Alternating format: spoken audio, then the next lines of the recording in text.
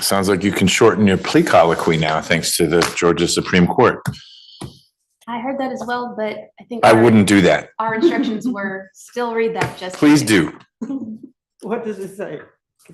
They are saying that it is not a reason to invalidate a guilty plea just because the 3 Boykin rights weren't explicitly covered during the plea colloquy.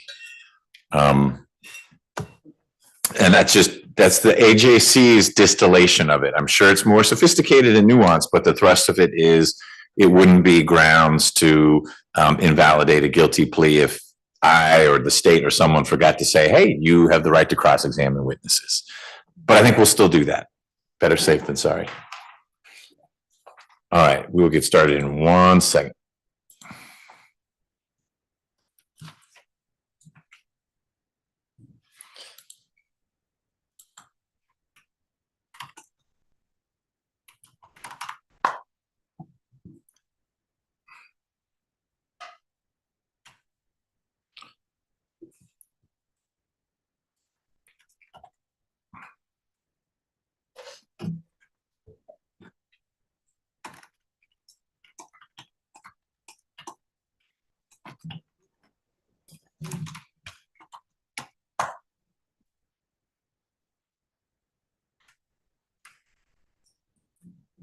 Sorry, Judge.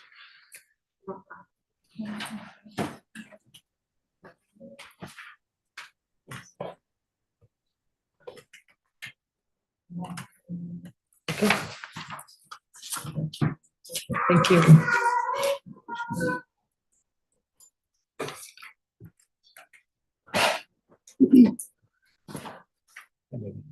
Hey. Here to take the plea for Rodriguez Woods for Jasmine. Cool. Has Gervonta Partridge come up here yet? I haven't seen him, but I've only been here a minute or two.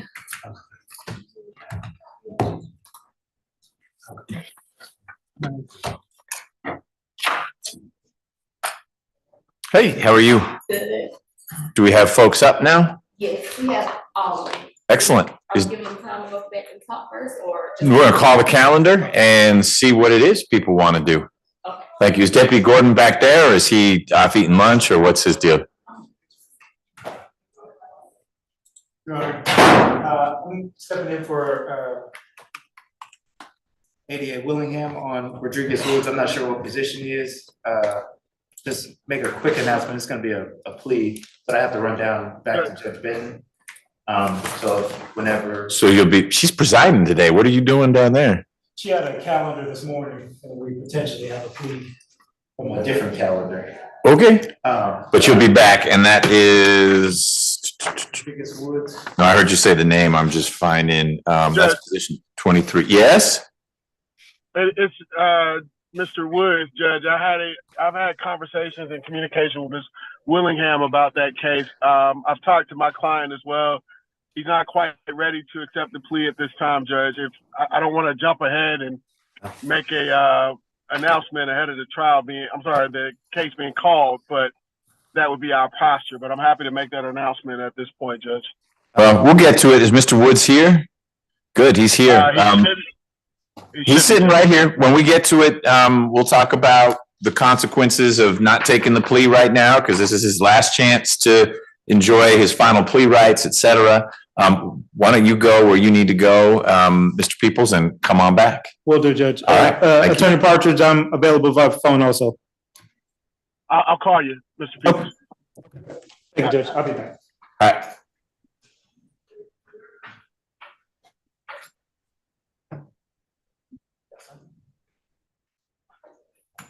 We just add one more machine and we can get going. I don't know what happened here.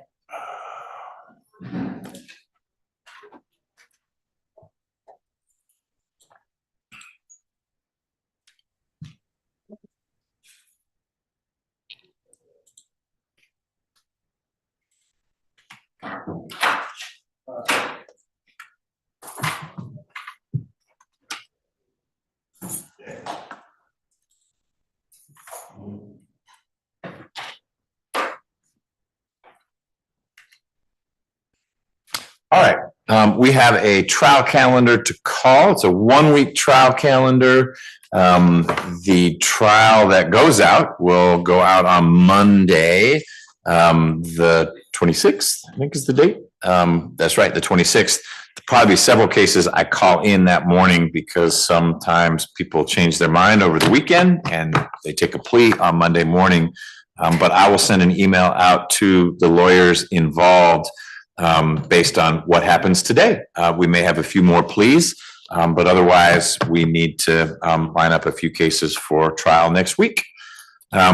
Positions 1 through 4 have been specially set for another date. So I don't know if Mr. Pritchett was brought over.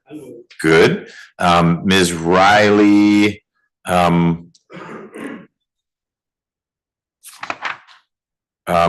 she didn't need to be here, but I don't know if anyone told her that. I don't think Riley's in custody. I thought Kalish was in custody. Maybe not. Maybe it's the other way around. It's the other way around. Is Ms. Kalish here? Right here. You are here. Hey. All right.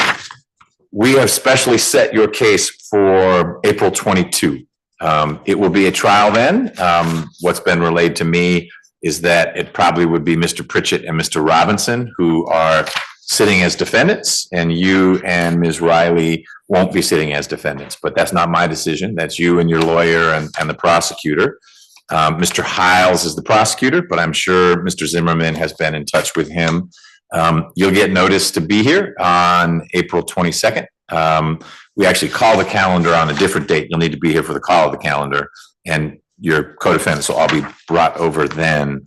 But special setting means it's happening. So block out the week of April 22.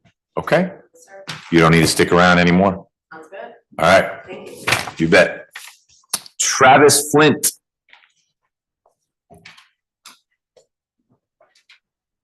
Judge, my understanding that Mr. Francis was called out for trial this morning, and then maybe that case pled, and he's got cases going on elsewhere. He did file a conflict. He was going to zoom in from Gwinnett. You have the same info I do, but he was en route to Gwinnett when he pled his case in front of Judge Newkirk. But that's not explaining where Mr. Flint is. This is a notice calendar, by the way. So no, Mr. Flint. We'll hold for a little bit to see if Mr. Francis is able to join us. But if there's no Mr. Flint, I'm assuming you'll want a bench warrant. Yes, sir. Okay. Yeah, Mr. Francis will be joining us soon, and I'll give him a chance to try to reach Mr. Flint. Let's move on. Currently, no cases ready for trial. Position 7, Mr. Muckle. I see Mr. Abate here. I think Hoover can't be in trial with Judge Krause because all they did was pick a jury. Still currently in trial in Muskogee County. Muskogee. For a while. Okay, you've been in touch with him. Okay. What, pardon me? Okay. You're very soft-spoken today. Personal issues. Okay, do you need to get out of here? No. Okay. You expect this not to be a trial? Okay. We'll work with Mr. Hoover's office, but you think he'll finish Muskogee sometime this week? They're set to close on the Friday. Ooh, okay. We'll sort that out. All right. So if Mr. Muckle is up when we're clearing things out, he can go back down. I'm happy to tell him his lawyer's stuck in trial. You can let him know that, whatever. If he says, I want to hear from the judge, I'll tell him Mr. Hoover's in trial. That gets us to Mr. Carlisle and his co-defendant, Mr. O'Neill. Are you Ms. Feely for today? I am, Your Honor. Hey, Ms. Primovic. We've got Mr. Wright on the call as well. Hey, Mr. Wright, how you doing? I'm doing well, Judge. Good. So I think I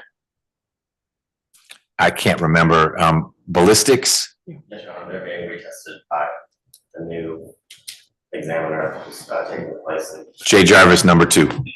Got it. What's his name? Brian Leopard. Mr. Leopard. That's right. Mr. Leopard. Okay. So Mr. Wright, ballistics had to shuffle from GBI to Mr. Jarvis. Mr. Jarvis then unfortunately had a setback, and now with Mr. Leopard. And so the state is asking that we wait till we get those results. What is your view as to when we ought to move forward with Mr. O'Neill? Well, Your Honor, I would hope that maybe by the next calendar then, if hopefully the state can have those results. Yeah, I'm not in a position to yell and scream based on my Late entry, right? Okay. new entry and everything else. And I'm still completely coming up to speed because I wanted to be ready by next week, but this will allow me to have even more time to prepare. To be more ready. Mr. Abate, you shared with me on another conversation how things are moving to Mr. Leopard and there's a queue, et cetera. Are O'Neill and Carlisle higher up the list because it's a 21 SC, or it's sort of a free for all? And if Ms. Christian gets in ahead of you, then her cases, even though it could be a 23 SC, they're going first. It's been put on the top of the priority list. Okay. It should be 30 days. Okay. So Mr. Wright, you may not be able to hear Mr. Abate. He's a little ways away from a microphone, but he said that this is a top priority case given its age. And it sounds like by the next trial cycle, we ought to have those results. Yes, Judge. And I have pretty much cleared all my backlogs. So I don't foresee any problems once the court wants us scheduled to come in. Okay. Ms. Primovic, anything you want to add on behalf of Ms. Feely? Yeah, she's ready when the state is ready. Your Honor. Okay.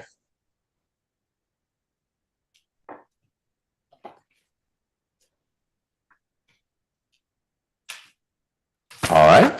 That gets us to position 10, Marquez Williams. Ms. Feely, ready on that one? Yes, Your Honor. All right. And Mr. Abate, this is one you and Ms. Feely and I had talked about as hopefully being ready for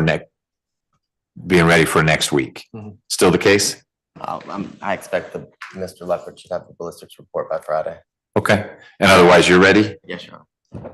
We'll have the report by Friday. Is that what you said? The ballistics, yes, Your Honor. Okay, Yes. thank you. Hopefully sooner.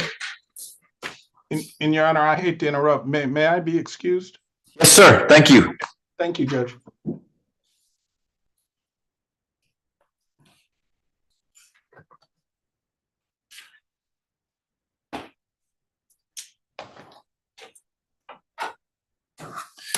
All right. Position 11 was a plea, 12 was a no pros. Position 13, Quandacia Jackson. Ms. Jackson, are you here? She is, Your Honor. That will be a plea this morning. Okay, This afternoon. great. We'll get to that soon. Good afternoon, Ms. Jackson. All right, Ardith Binns. So I'm confused. Mr. Strozier, I know, was here because he showed up in the middle of my civil hearing. Did he? He's right outside. Let's get him in here, please.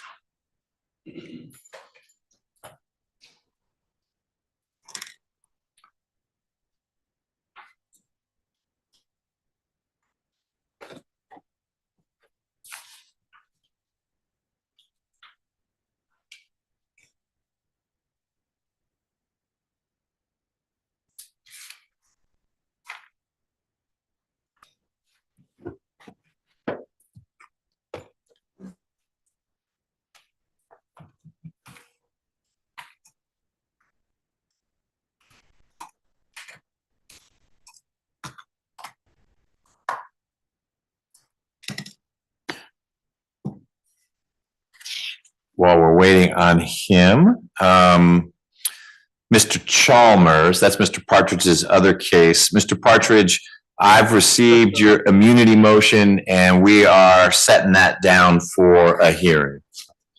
Yes, Your Honor. So that'll be We'll off. ready to go. Pardon me?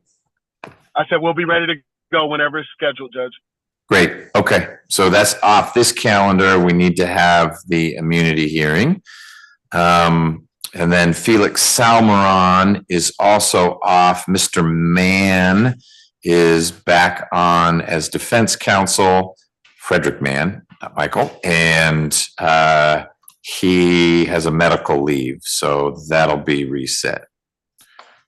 I don't know if Mr. Jordan is on the call, or if there's someone from that unit, but he knew that.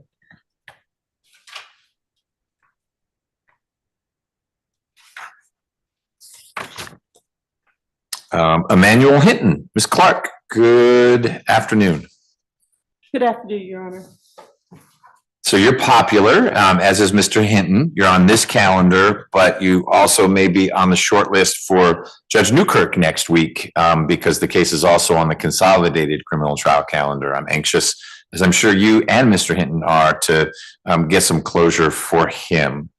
Your Honor, I would like to get a continuance to your next trial calendar. I was able to get into the jail yesterday. Good. But his family has not been able to view the discovery. They tried, they work at Georgia Tech, but they had a firewall, so they couldn't access their thing. And they were gonna go to the library, and the library is part of Fulton County, and their computers are also. I'm sure anything associated with Fulton County isn't working well right now. No, and Ms. Nix and I and her supervisor are setting up, they wanted to meet with my client's mother and grandmother and try to resolve the case with a plea. And we set up a Zoom for tomorrow, is the plan. Okay. So I would just ask for, if we could be placed on, we were already on a final plea? Yep, that's already happened. I know Mr. Hinton has an unindicted case as well, which complicates his situation. And you've been pretty focused on getting a global resolution, which makes a ton of sense.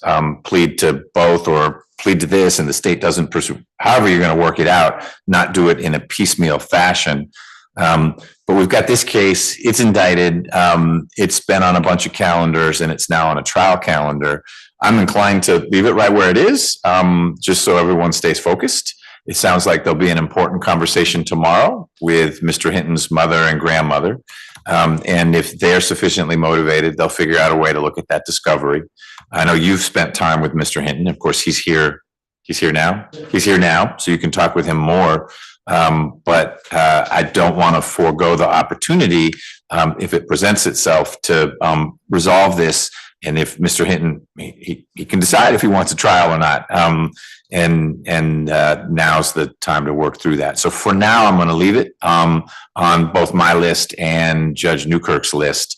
But an email will go out today for my cases, and I'll be sending the email for Judge Newkirk's cases as well. I just don't remember what's left on the consolidated criminal trial calendar. I know there is a multi-defendant case from Judge Carnesale that would go before Mr. Hinton would, assuming Ms. McCauley's able to move forward on that one. Your Honor, please keep in mind that he's a SB 440 case and a teenager, and I think that his family input in his decisions for the rest of his life is going to be very important. Oh, by all means. No, I agree. But you were telling me that his family is going to be able to give some input to Ms. Nix and Ms. Nix's supervisor tomorrow. So that's important dialogue. And I trust if they work at Georgia Tech, they're not too far from him, and they're able to interact with him and with you.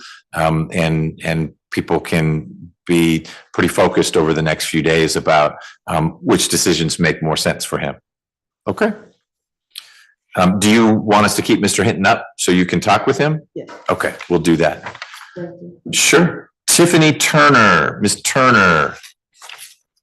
Your Honor, I spoke with Ms. Turner, and she said she was at the podium last time, and you told her that she wouldn't have to come anymore because the victim was deceased and the state was waiting on the death certificate. I spoke with the state, and they want to go forward because they have the son and the niece that observed the whole thing. But Tiffany Turner said that she couldn't come today, and I called her this morning, and she had work, and that she was told that she didn't have to come anymore. Huh. Okay. I'm remembering now that you raised the fact that the victim is deceased, that this case has that wild card to it. And I remember whether it was Ms. Nix or Ms. Clark saying, that's not dispositive in this case. There are other ways to prove up the allegations. I don't know that I would have told Ms. Turner she doesn't need to come back. But if you're in regular contact with her, that's different from Mr. Flint, where we don't have any info as to why he's not here. So Ms. Nix, do you remain ready? I have Ms. Turner down from our conversations with you and me and Ms. Feely, that Turner's one that needs to be trial ready. Judge, I vaguely remember her being here and that you had put the case in judicial hold for us to make a determination about whether the victim in fact was deceased. Mm-hmm. And I know that there were some other conversations that happened where I let Your Honor know that I don't think that Ms. Turner was available for those. I think that this was our pretrial meeting. Right, I think it was lawyers, and we're just talking substantively, I mean, procedurally about it. That the state did have other witnesses and was not going to dismiss the case. Mm-hmm. I did make a offer to Ms. Pervick yesterday that I feel is a reasonable offer. I would even say it's a very good offer. Better than reasonable. In light of the fact that even though we do have these two other witnesses, the victim is deceased. So I guess I don't know where that leaves us. It leaves us on the trial list. I'm going to excuse Ms. Turner because there may have been some miscommunication. I'm confident she would have heard me express some surprise or confusion about the state saying we're going forward. But you've helped me understand how you could go forward. I'm going to rely on Ms. Primovic to let Ms. Turner know that she needs to be in court on Monday. It still could be a plea, but if not, and it could be a trial. So that's how we'll handle it. And if between now and then, it's not a whole bunch of days, but it's still 2, Ms. Turner resurfaces and hears that, well, I don't really want a jury to slog through all this and wants to work it out, we can always do a plea tomorrow or Friday. And Ms. Feely's ready to go, Ms. Primovic? Easy for you to say that, but she is ready. She is ready. Okay. It's even marked down. Okay, good. And I think that's how we left it. The state was going to think about how it would work without the victim, but had made very clear that it was quite conceivable that one could go forward without the victim. Ms. Nix, any reason to believe that the victim's passing is connected to this, or they're unrelated? I do not have any reason to believe they're connected. Okay, so it's not going to be one where there'll be hints of murder involved. It's this situation allegedly occurred, sounds like a couple years ago, 2.5 years ago, and then since then something happened to the victim. Okay, it is on judicial hold. Interesting. All right, Terrion Blank.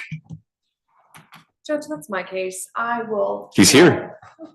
Perfect. I need to speak with him, Judge. Great, Mr. Blank, take a seat. Ms. Wood's going to talk with you. I've got you on for trial. That's what we discussed last time, but things can change and your final plea rights are preserved. So may be able to work something out. We'll see. Anthony Mitchell is Ms. Cabrera's case. Yes, Judge, and I'm on virtually. I was supposed to be with you in person today, but I didn't get out of Gwinnett County fast enough to get over there. So I just joined virtually. Okay. So Mr. Mitchell, I went to go visit with him and they told me, oh, well, you know, they were doing shift change and blah, blah, blah, and I couldn't get with him. In any event, the state offered, made a reduction to their offer. And there's a new offer I got yesterday, I guess right before 5 o'clock, but I haven't been able to convey that to him and I need to see if that's something that he would want to do at all. Okay. Either way, I wouldn't ask that the case move off of this trial calendar. I just need an opportunity to discuss the offer. It's to resolve both of his cases. All right. Are you planning on coming down here this afternoon, or should we not keep him here and you and he will connect between now and Monday? I can get to him between now and Monday. And Your Honor said something about Lauren McCauley's case. So I'm really waiting for guidance on what's happening with that and what this list is going to look like, so I know how to move for Monday. Got it. And I'm also on Judge Carnesale's calendar for a trial. I'm the first on hers on Monday as well. So That'll be I will- interesting. Yeah, so Yeah. if the case that you're talking about with Ms. McCauley, that's also Judge Carnesale's, and so we would be probably head of the list, no matter how we slice it. I'm head of the list on Monday. No, and I'm confident she would want you to go deal with that case, the older case, and Yeah. then she'd need to It's find something else. I think it's a 2016, but I can get to Mr. Mitchell before this week is even out. I can probably get to him. If I can't get to him tomorrow afternoon, I can get to him Friday morning as soon as I get finished with court, but I definitely want to share that offer with him. Okay. Ms. Nix, there is a new offer for Mr. Mitchell. Yes, and also, last week before, I can't remember when, I filed a motion to consolidate these cases for trial. I don't know if Ms. Cabrera has a position on that, so I just would like a ruling on my motion, I guess, before we actually put this on a trial calendar, so I know how to prepare. Got it. So you know who to bring. Yes. Okay. Ms. Cabrera, I had forgotten there is a motion to consolidate in Mr. Mitchell so that if he doesn't want to work it out, it would be a trial of both these together. Have you had a chance to, I won't rule right now, but I'm curious if you had a chance to look at it and it makes more sense to do that than have two trials, or you oppose it, or what's your view? I personally think it makes more sense to do that than to have two trials, but I do want to run that by him. I haven't been able to show it to him. Okay. I at least want to tell him that they plan on doing it. Okay, so you are committing to getting with Mr. Mitchell in the next 2 days, so during the business week. Number one, to talk about the new offer to see if he wants to work out these 2 armed robberies. And then number 2, if he doesn't, letting him know your professional opinion, which is it makes more sense to have a trial, and both these are lumped into that trial as a whole. Correct. Okay. All right. Well, please keep Ms. Nelson and Ms. Nix posted. I'll probably include Mr. Mitchell on the cases for Monday, but it was very helpful that you pointed out your a consolidated criminal calendar obligation. I don't know that Judge Carnesale's case is older or younger, not the 2016 one. Yeah, the other one, I don't know if it's older. So I have Mr. Hill, it's a murder in Judge Carnesale specific. So that would be in her room on Monday.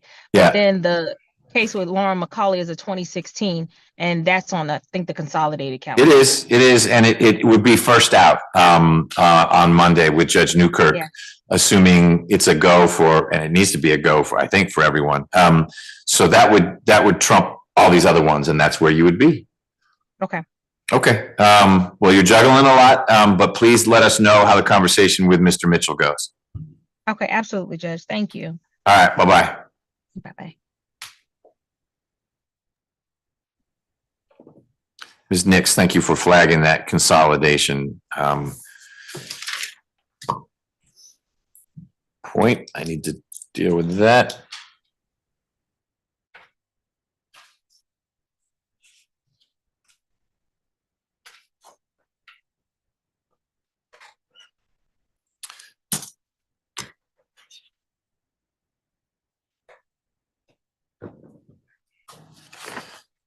All right, Rodriguez Woods. This is the one that we were just mentioning. Mr. Woods is here, and Ms. Willingham is now here, but Mr. People said it's a plea. Mr. Partridge said, no, it's not. And we just need to get to the bottom of that because there are consequences for Mr. Woods if this isn't the day he chooses to resolve things. 100% his right, but that would be the end of his final plea rights. So, Mr. Partridge, Ms. Willingham is here now.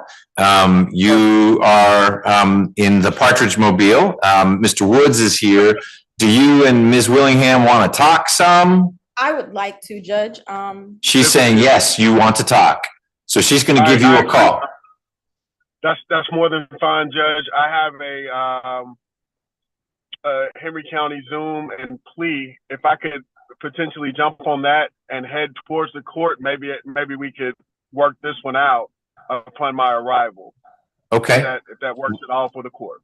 What time is your Henry County Zoom and plea? 1:30, Judge. Oh, you need to get on that. Okay, get on that. And then please, do you have Ms. Willingham's number? I do, Your Honor, yes. Can you call her when you're done with that? Absolutely. Okay, that's the project. We'll keep Mr. Woods here. I take it you're not in Henry County. You're in some third location. I was headed to Clayton County, Judge, and got caught in a lot of traffic. So Clayton County ended up allowing me to appear via Zoom. I pulled over to appear for this Zoom. And so I'm about 15 to 20 minutes away from the court over in the, I guess, East Atlanta area is what this is considered. So not too far away. Good. Okay. We'll do your Henry thing, and then we will see you either in person or virtually after that. Yes, Judge. I'll hop right back on or head that way.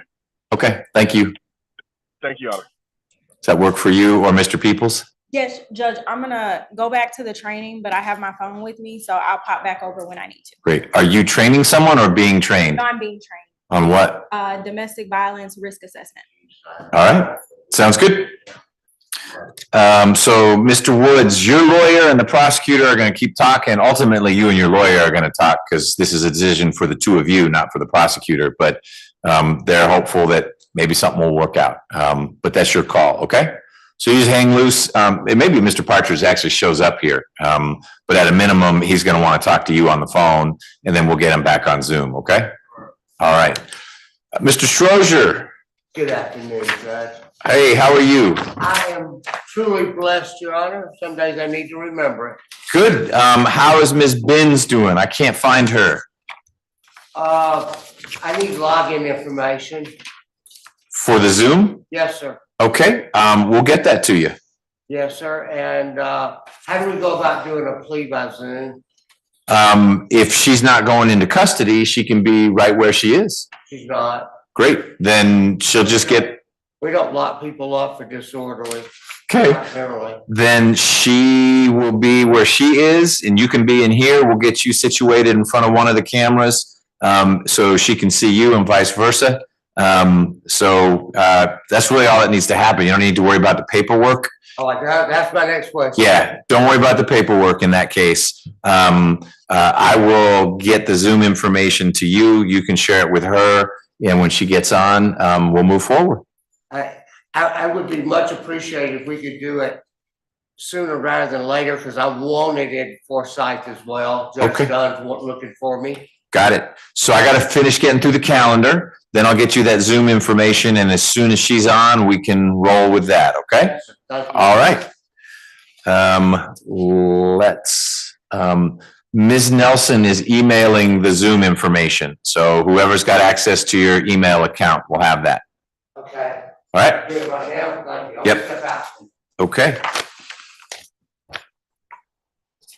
Where were we? So Mr. Farmer is next, but we hit a road bump with that yesterday. So we will not be handling that. And then there's Mr. Slaughter. Mr. Slaughter's here. His lawyer's here. Excellent. Good to see everyone. So tell me what we're doing. I had heard it's probably working out, but there's some logistics, and logistics are supposed to be before today, but we've got a couple more days this week. Where do you feel we are? Your Honor, the state and I have come to, I think, a good resolution for this case. I have discussed it with my client. The logistics at issue here, candidly, are that he has a federal case in Arkansas, which he has pled guilty to. He's awaiting sentencing, and he should get a sentencing date any moment. I am trying to get in touch with his lawyer in Arkansas. I want to be very clear on how this plea would impact his sentencing in that case. At the same time, want to know how even the vice versa, right? Like, he's going to have sentencing in that case probably within the next 30 to 45 days. And as I think you know, we're in USA, right? For a little bit. Okay, so, he could go into that plea with his, understanding of the guidelines, and the judge could do anything, we just don't know. So I would ask that this be continued. We do want to resolve this, but it's just very iffy between these two cases. It's really close to the sentencing in that case. So what is the federal conduct to which Mr. Slaughter has pled guilty? I believe it is marijuana related. And it's his, I mean, right now his guidelines are like minimal, which is my understanding of his guidelines is that they're pretty low. But I know that a conviction here would still impact that, and could bump him up to where it might not be probation in that case. I don't know. Was it going to be probation in this case? Is that what was going to be recommended here? So I want to have this conversation with his attorney. He's been playing phone tag a bit. But I have his contact information. We can have that conversation. I just want to make sure everything is crystal clear as much as possible before either that sentencing or this plea. And ideally, we take that sentencing first. So this incident was in 2021. The Arkansas incident is newer or older? I believe it was older. Okay. And we've actually talked about it, like, we brought this up at his bond hearing. This court, has been made aware that case exists. Oh, no, I'm not surprised by that. I'm just thinking through how conduct that occurred after the Arkansas case could affect, but he hasn't been sentenced yet. I guess that's the risk he faces.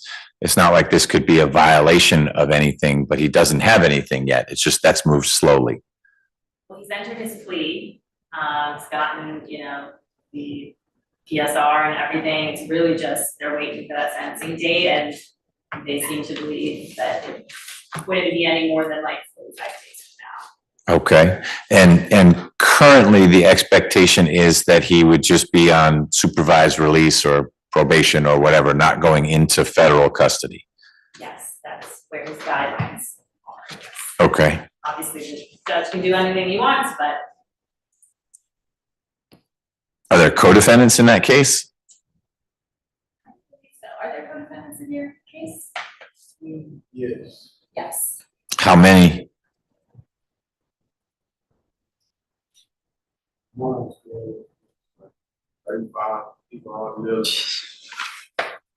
Okay, that's a big case. Mr. Slaughter has a little piece. Ms. Nix, do you have a perspective on, what, that's his Arkansas issue, and we're here in Georgia, and if you don't want to plead now, we go to trial on Monday, and you press play on the videos we've seen. Judge, I don't really have a position. I'm not gonna, this is not a victim case, so I don't have anyone that is wanting resolution on my side other than just us. So since we do have a agreement worked out, I don't think this needs to go to trial on Monday. You don't think it does, you said? I do not think it needs to go to trial since we have an agreement. And so Okay. I'm All right. officially, I have no position, but Okay. I don't mind. All right. So what we'll do is take a temporary delay. What I don't want to do is be hostage to the federal court. Now that I have a little better understanding of what that indictment is probably like, there could be all sorts of reasons why either the AUSA or the judge says, I don't want to do this sentencing yet. I want to do these 12 other sentencings, or I don't want to sentence him yet until we try this guy. And if we're looking at more than a couple months, which would be 45 days plus a few more weeks, Mr. Slaughter will need to roll the dice and see what impact, if any, a plea to conduct that occurred after and is not drug related, the Arkansas case has on that disposition. I guess the flip is he will have been convicted of and sentenced of a federal crime when he comes to be sentenced here. So one way or the other, it'll be a little less predictable than if there was just one thing. But why don't we, rather than even put it on a trial calendar again, we'll probably put it on an inquiry calendar that is a couple months out. And we'll just figure out what we're doing then. Okay, thank you, Your Honor. Ms. Nix, anything else? No, sir. Mr. Slaughter, do you have any questions? Okay. All right. Ms. Nelson will let you know when that is, and we'll take it from there. So there are no surprises. If Mr. Slaughter is pleading to something that is a felony and he'll be on felony probation, he's got to be in Georgia for a little while. They can transfer supervision to Arkansas, or I don't remember if Arkansas is home or somewhere else is, but it wasn't Georgia. And I won't oppose that. I mean, he ought to be where he's going to be most productive. But it's not automatically or instantly transferable. And so he'd need to be in Georgia for a little while for that to happen.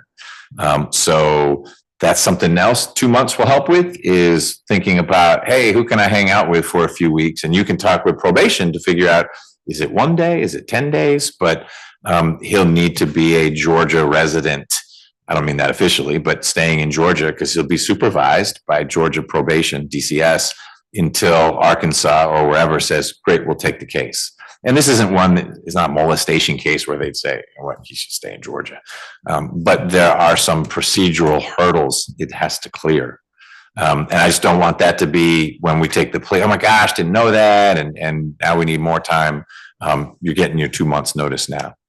Okay. Thank you. Excellent. All right. Yes, ma'am.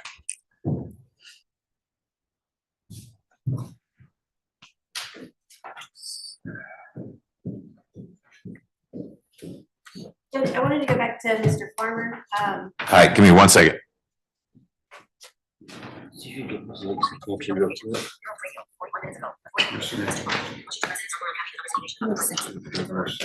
Ms. Nance? You can be here in a minute. You just have to go. I'll text you. Could you? Thanks. Because I don't want them to take me down. All right, back to Mr. Farmer. Yes, ma'am. Yes, sir. Yesterday you had mentioned that this might be on the list for Monday, and I just wanted to manage some expectations. The victim is out of town until Tuesday. And so I would, if you are still thinking that it might be on Monday, I just wanted to, I guess, ask for a motion to continue based on the victim's unavailability. Because this was supposed to be a plea, it was not going to be an issue until yesterday afternoon. Right. The victim being the young lady who was on the screen? Yes. Okay. But if all we did on Monday was pick a jury, was she planning on sitting through jury selection? She wasn't, and she will be back on Tuesday. She Yeah. said, I just don't want to, plane delays, whatever the case may be, because she's not in the United States. She went out. Oh, she's not, it's not like she's just in Tennessee. Yeah, so, I just, in an abundance of caution, I wanted to let Your Honor know that so that, we don't pick a jury and then she's stuck in an airport somewhere and then we're kind of. Okay, got it. Thank you. All right, let me check this. Did you get the Zoom information? Yes, Judge, I just need to make sure that she's clear on the offer, and then we're ready to roll. Okay. Can you give me that? Yeah. So this will be the last call for Mr. Flint. Travis Flint, you're here. All right. Okay. I'm gonna answer for Mr. Francis. All right, way to stand in or sit in. Yes. So Mr. Francis said the case was assigned to him in December. He has not had an opportunity to meet Mr. Flint just yet. He's not asking to, and he's been on trial pretty much since the new year. I think he might have had a week or so where he was not on trial in this new year. And so he's asking if he could be, I think he said late March.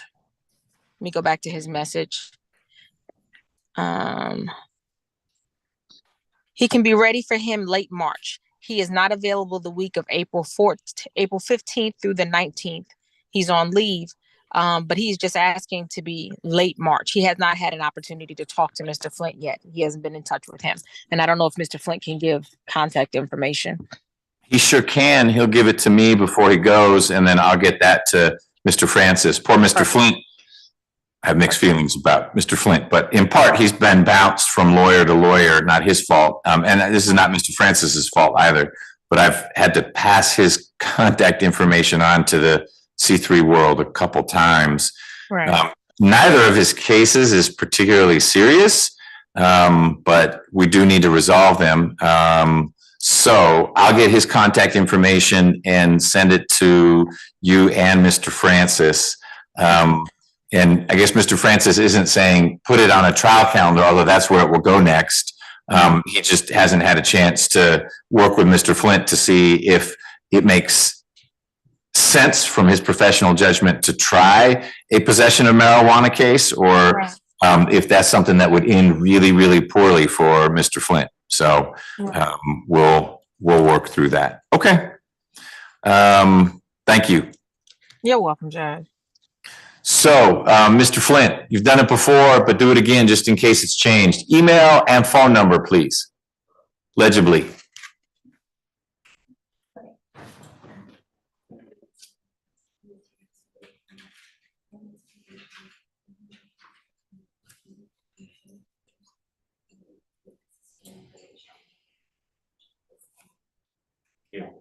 The condition of no contact will last for a year. Thank you. All right, we'll get this done. I'll come up, I'm gonna, if she's on board, if I can get out of here, because they want to be fourth time. Yeah. Thanks. Well. No problem, good.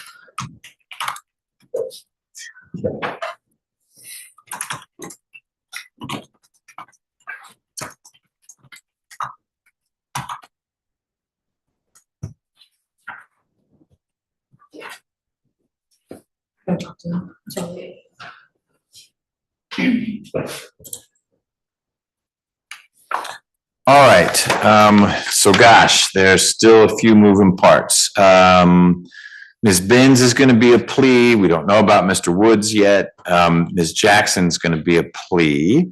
Mr. Abate, I don't know that you need to stick around. You're welcome to. This is a safe space for you, but we're not going to have Mr. Hoover today to sort out Muckle.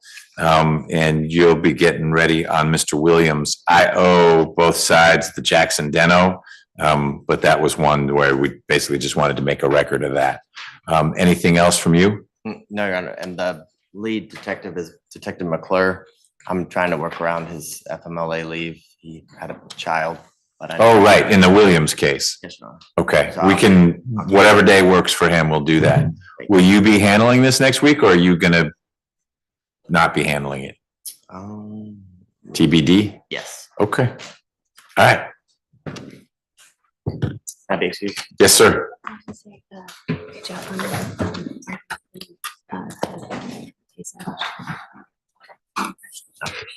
Thank you.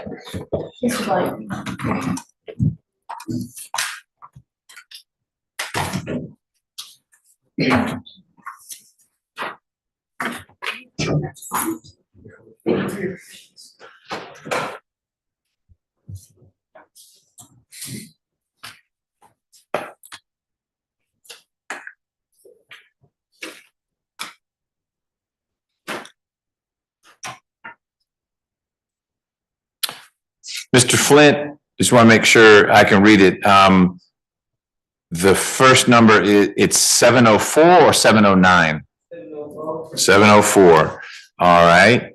And I can read the email address. So we're good. I'm going to, oh, and the second number, it's 9205? Okay. I'm going to make sure Mr. Francis gets this so he can talk with you. And then he'll let us know what's next. Okay. You're free to go.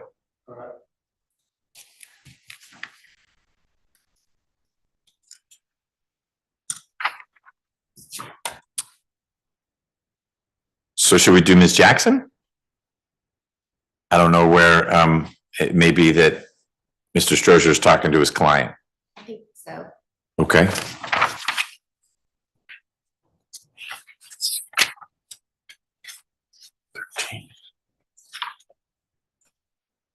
Oh, is that Ms. Primovic? Do we need Ms. Primovic for Ms. Jackson? Yes. Okay, But no, she should be right back. okay.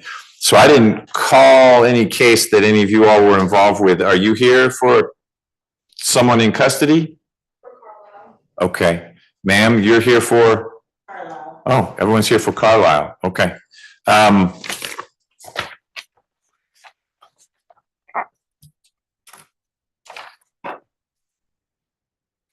All right.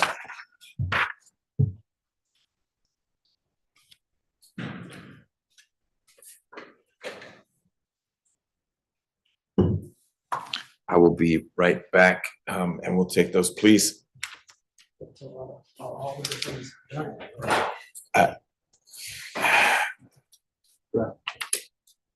So Muffle can go. Chalmers can go. They brought Robinson over? You should come out and plead. You can go. Hinton should stay. Mitchell can go. Huh? What about Elton's position? I don't know. She Yeah. already pled, Oh, okay. Is Miss Bailey- done, did that in front of the consolidated judge. Maybe he's probably making an announcement. Good to go. If she's confused, I'm happy to explain. Oh, we were on our calendar too, so we brought you over, but your pleas resolved everything. Okay. And say At the podium. Yeah, so O'Neill can go. That's say, I don't know, it's not like they can really talk to him, but I'll ask Ms. Primovic if she wants him just to come to the door so everyone can see everyone. I can explain what happened. Williams. Numbers that. Anthony Anthony Mitchell, is that the same person? Oh, yeah, no. Williams is. Oh, that's, yeah, let's find out from Ms. Primovic. That's the one that's gonna go to trial next week. Okay. So I'll just see if Ms. Primovic wants to say, hey. All right, give me 1 second. I'll be right back.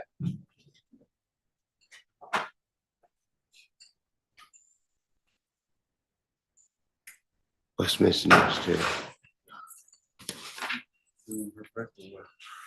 Hey, Miss Ned, Yes, sir. my client's already logged on and ready. Just for your information. Okay, Judge just stepped off the bench, so when he gets back, we'll let him know. Okay, right. Let's go sit down, David.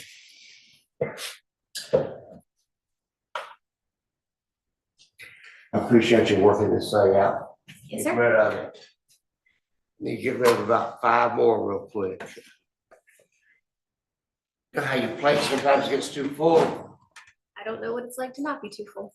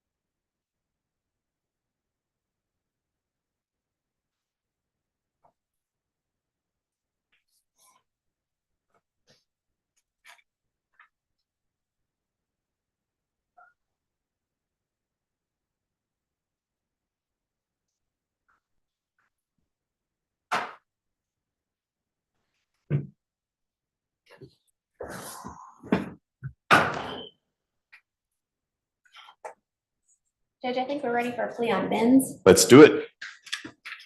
Is Ms. Primovic outside talking with folks? Okay, she can take her time. If we can move one forward, let's move Ms. Binns forward. I'm not seeing her online. She is already logged on. Not our call.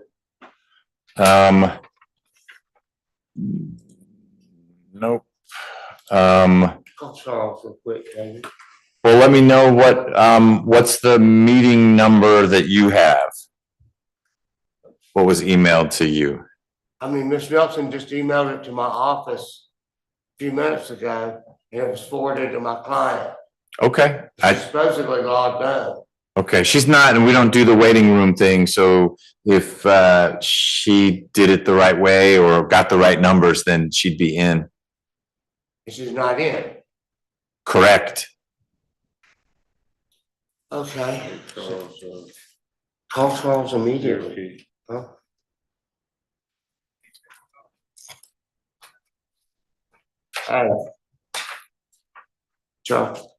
Charles is saying, I'm standing here right in front of Judge McBurney, and he's saying they're not seeing her as logged in.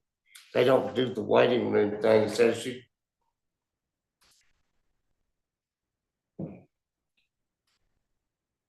Do you want me to hang on the line? Hold on 1 second, Judge. We're getting it together here. She Okay. thought she was logged on.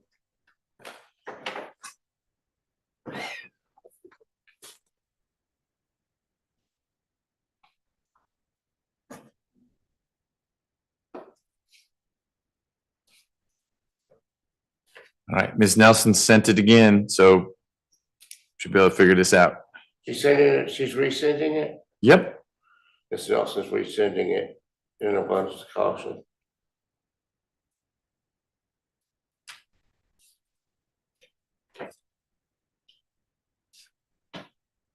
She's trying to log in, it will not let her in, Judge. That's, if she's got the passcode, I logged in myself. If I can do it, she can do it. He said he just logged, if she's got, huh?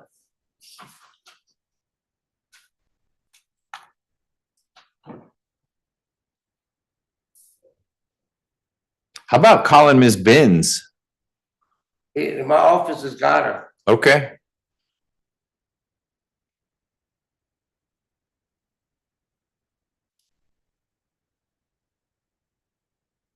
Hey. Yes, sir. All right, I don't know. I mean,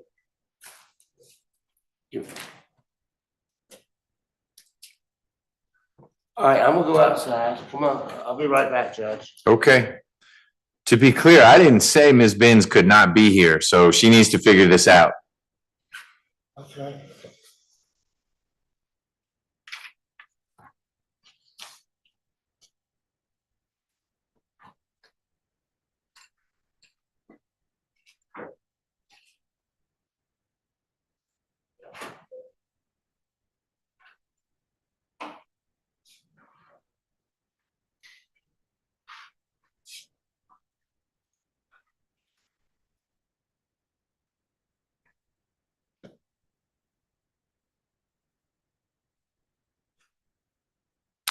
Okay. Guess we'll just be waiting for a minute. I'm gonna do a little work, but I'm right here once we're ready on any of these.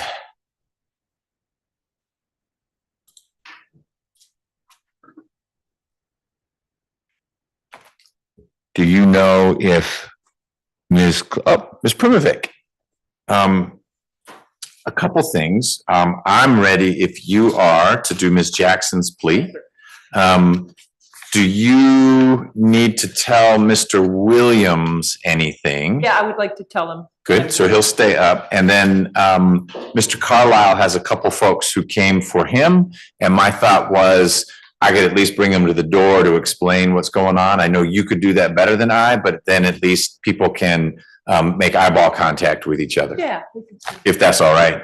That would be great, Jim. Okay, all right. So why don't we do that? We'll start by bringing Mr. Carlisle to the door. We need to keep Mr. Williams up. Otherwise, I don't know if Ms. Clark is still back there talking to Hinton. We need to. She left? All right, I thought that was her stuff there. Okay. But let's get Mr. Carlisle to the door and then we'll do Ms. Jackson's plea.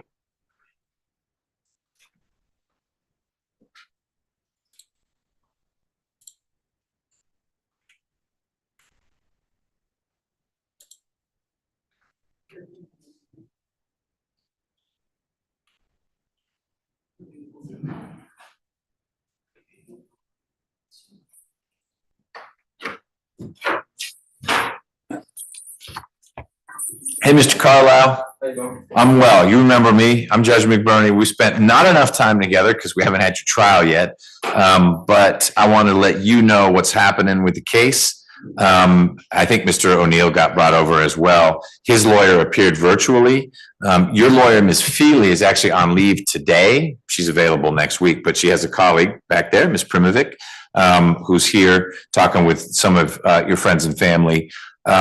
The ballistics information in your case, there were some shots fired allegedly in this case, and the ballistics are with a new expert. The expert who was testing them had a fall and isn't able to do his work anymore. So it all, as in like he hit his head pretty badly. So they've gone to a different expert. Your lawyer, Mr. O'Neill's lawyer, and the state all want those results because it talks about the caliber of the weapon and this and that. So that's supposed to be ready for our next trial calendar. And that's when we'll roll forward. That doesn't mean you're going to have a trial. You and Ms. Feely may still work something out with the state. I don't know. That's not my call. But I wanted you to know we didn't bring you over for a waste for no reason.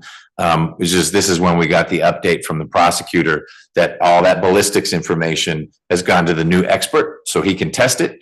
Your case is so old, you know better than I do, that it's a priority for him and he's going to knock it out soon so that when I see you next, it will be, you may be dressed out a little differently. We'll get jurors in here and you'll have either your trial or, like I said, it could be something that you and Ms. Feely work out with the state. I'm neutral on that one. I'm just here to get you one or the other, a plea or a trial. Okay. So I'm sorry it didn't happen. The trial would have been next week, but because of this ballistics thing, we got to bump it one more. But when we see you next, currently you and Mr. O'Neill will be going to trial together. So you'd be sitting with Ms. Feely and Mr. O'Neill would be, he has a new lawyer, a guy named Mr. Wright. He'd be sitting with Mr. Wright and we'll do what we need to do. All right. Ms. Feely will be in touch with you soon. Ms. Primovic, do you want me to keep Mr. Carlisle up so you can talk to him or is he good? Do you have any more questions for me that I can? Yeah. If he does, that's fine. Okay, so we'll keep you up and she'll come back and she's going to take a plea. And when she's done with that, she'll come back and try to answer your question. She's your fill-in lawyer for today. She's not your usual lawyer. She's actually Ms. Feely's supervisor, so she knows some stuff, but she's just less familiar with your case. Okay, so we'll hold you up here till she can talk to you. All right, see you soon.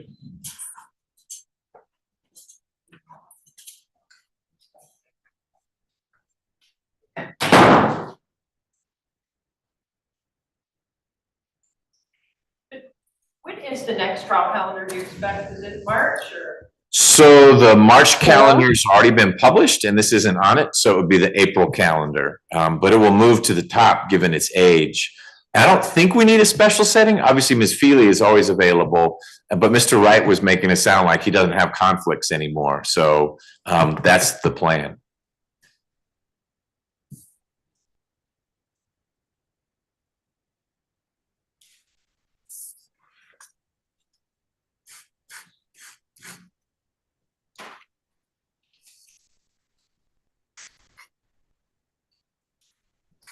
Hello. Hello. Yes, this is Ardette Bin. Yeah, we're going to need some video, Ms. Binns. Hi. I can't. My phone isn't allowing me to. Pardon me? The phone is not allowing me to. That's what I've been trying to do for the past hour. I'm unable to get on Zoom. My phone is not allowing me to.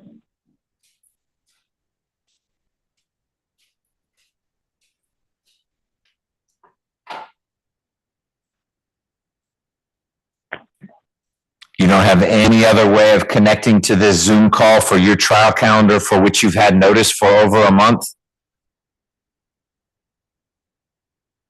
No, I cannot get on Zoom, sir. I'm trying my best to get on Zoom, and I cannot do a face-to-face. Mr. Charles told me to try to see if I could call in, and that's what I did. I cannot.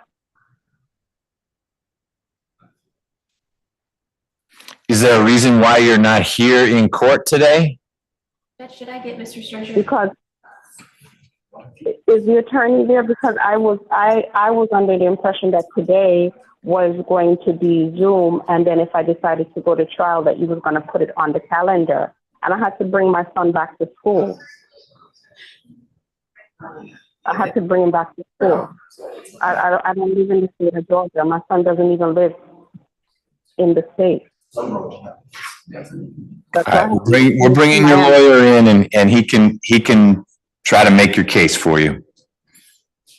Okay. Thank you.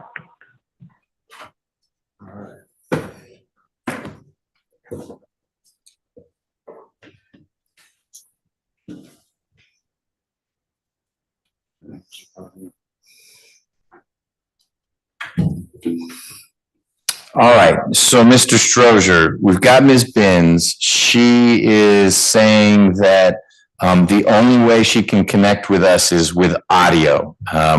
That makes me a little leery in terms of taking a plea. She's had a month to get ready for today. She's not here in court, which is problem number one. This is her trial calendar, not mine. And then number two, despite having had a month to get ready for an appearance, virtually, she is appearing via audio only. And that I generally like to see the person with whom we're having the plea discussion.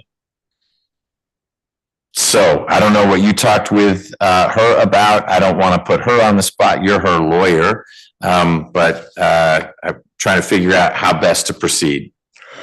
I'd ask the court's indulgence to take it by audio or reset it, Judge. Yeah.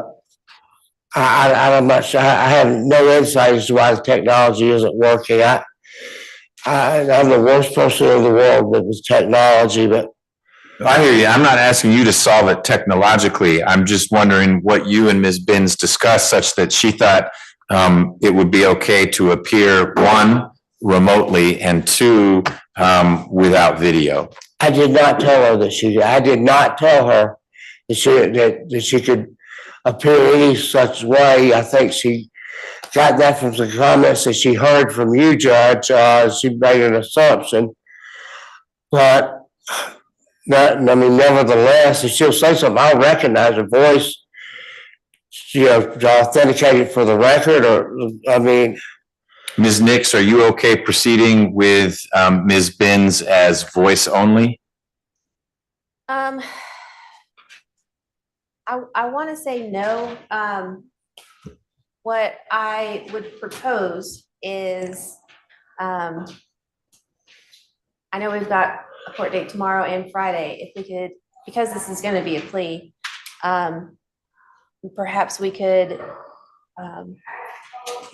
get this set on another date for a Zoom plea where she's able to get her video working. And if not, I don't know if you would entertain a bench warrant or something like that. Well, no, here's what I'm comfortable doing, and we got to make sure it works with Mr. Strozier's schedule. And you, sir, can also appear virtually if you're having to be in different places tomorrow or Friday. But if Ms. Binns can't right now borrow someone else's device, which is the simplest solution, since hers apparently isn't providing video, it would be tomorrow or Friday. You and Ms. Binns need to appear either in person or virtually. I'm okay with virtual as long as I can see everyone and you can see everyone and Ms. Nix can. That's option one. Option two is that Ms. Binns needs to be here in courtroom 8D Delta in Atlanta, Georgia, Monday morning at 9 a.m. for the plea, because we'll take that plea and then we'll start the murder trial. My guess is she'd prefer not coming all the way here, and I want to accommodate that. but she's not even meeting us halfway with the audio only. So if she wants to see if she can get a different device now, we could do the plea now. Otherwise, it would need to be tomorrow or Friday, when Ms. Nix and I will already be doing business, and that'll work. It just, that may inconvenience you a little bit. I know you, Mr. Strozier, set aside time today to do this. I can do it Friday, I guess, Judge. I mean, Okay. Ms. Benz, would you, my staff is showing me that Friday at 1:30, I'd have a window of time to take the plea. You can either be here in my courtroom, or you can appear virtually, but it would have to be with video as well. Is that something you think you can pull off? Yes, sir. I'm sure I could pull off to do the Zoom. I'm trying to see if I could get another phone to see if it will do the Zoom, because I know you guys want to see my face. I don't know why I'm having this problem with this phone. But Friday is fine for me if we can't do it today. All right. Mr. Strozier, how long can you stay here before you have to head off to Forsyth? I can stay here another few minutes. Okay. Well, why don't we do this, Ms. Benz? Why don't you see if you can get a different device? It's the same login information, same meeting number, same password. And if you do, then we'll take the plea today.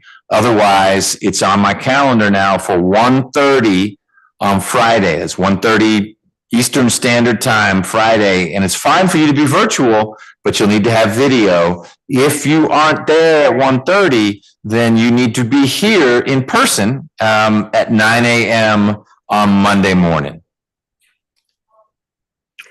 And explain that a bench warrant will issue if another thing happens. Right. So, yeah, and all a bench warrant is me saying Ms. Benz was supposed to be here and she wasn't.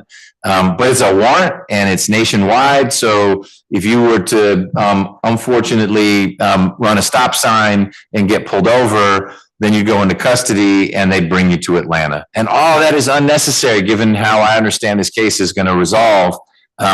We just need to be able to connect with you more so than just voice. Right. So Mr. Strozier's going to wait here for a few more minutes to see if you can either download Zoom onto your phone or borrow someone else's phone.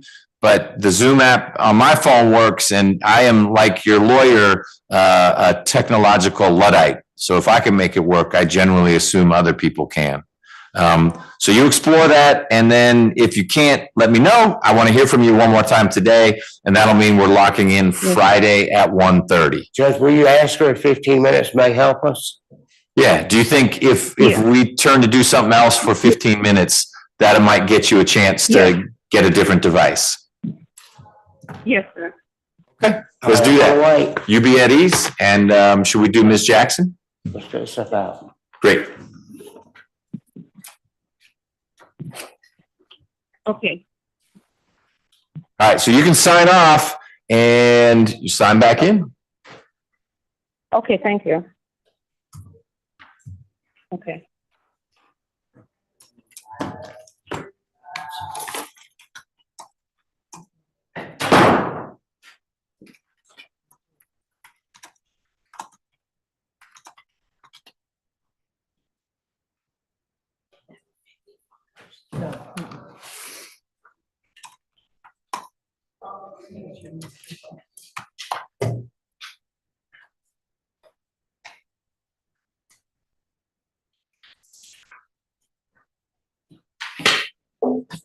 Just sign it, don't only. No, I don't think so. No, we used to always do them, and then we didn't pass paper around, but it's great. Let's do it. And I'll verify the signatures. So, you can give it to me and I'll get it to Ms. Nelson. Thank you.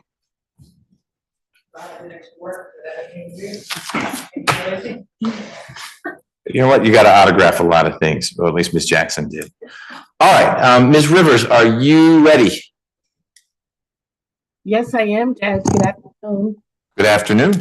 We are since we bounced around a lot, let me let folks know where we are. Position 13 on the trial calendar, State versus Jackson, 23 SC 187463.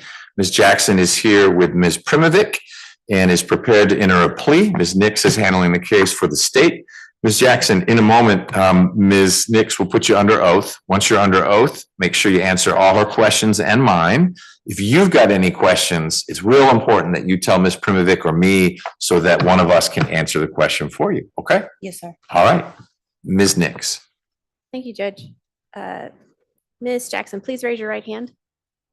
Do you swear or affirm that any statements or testimony that you shall give in the matter currently before this court shall be the truth, the whole truth, and nothing but the truth? I do. Put your hand down. Please state your true, correct, and legal name.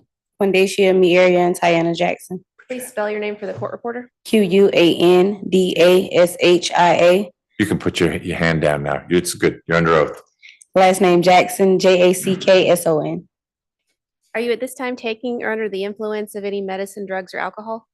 Only lupus medications, no. Does that medication affect your ability to understand this proceeding? No. Is there a medication that you normally take that you have not taken or been given today? No. How old are you? 29. How far have you gone in school? College. Is English your native or dominant language? Yes. You understand that you've been charged with the following offenses: count 1, aggravated assault; count 2, possession of a firearm during the commission of a felony; and count 3, discharge of a firearm on or near public highway or street. Yes, ma'am. Do you understand that you have the right to plead either guilty or not guilty to these charges? Yes, ma'am. You understand that if you plead not guilty or remain silent and refuse to enter any plea at all, then the state is required to prove the charges against you at a jury trial? Yes, ma'am. Have you had the opportunity to review your rights with your attorney? Yes, ma'am. Have you had enough time to speak with your attorney about all of the charges in this indictment against you, including the facts and circumstances relating to each charge? Yes. Do you need more time to discuss the case with your lawyer, either Ms. Feely or Ms. Primovic? No. Are you satisfied with their services? Yes, ma'am. Ms. Primovic, do you waive a formal reading of the indictment for purposes of the plea? Yes, ma'am, we do. And do you waive any null defects in the indictment for purposes of the plea? We do, yes. Ms. Jackson, do you remember having been arrested on these charges? Yes. Has your attorney advised you of the minimum and maximum sentence to each charge to which you're pleading guilty today? Yes.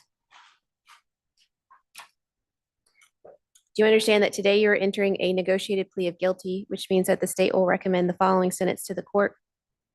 State will reduce count 1 to reckless conduct, that is OCGA 16-5-60, and recommended a sentence of 12 months probation, no contact with the victim, Cerquez Noel, CERQUEZNOWELL. And I'm sorry, Judge, can we go off the record for a second? Yes, ma'am. I don't have the agreement in front of me. Did we say? Yeah, here you go. Oh, sorry, I said I don't have the agreement in front of me. Oh, I think I have it on my email. Sorry. Just 12 months. No contact. Stay away. Was there anything?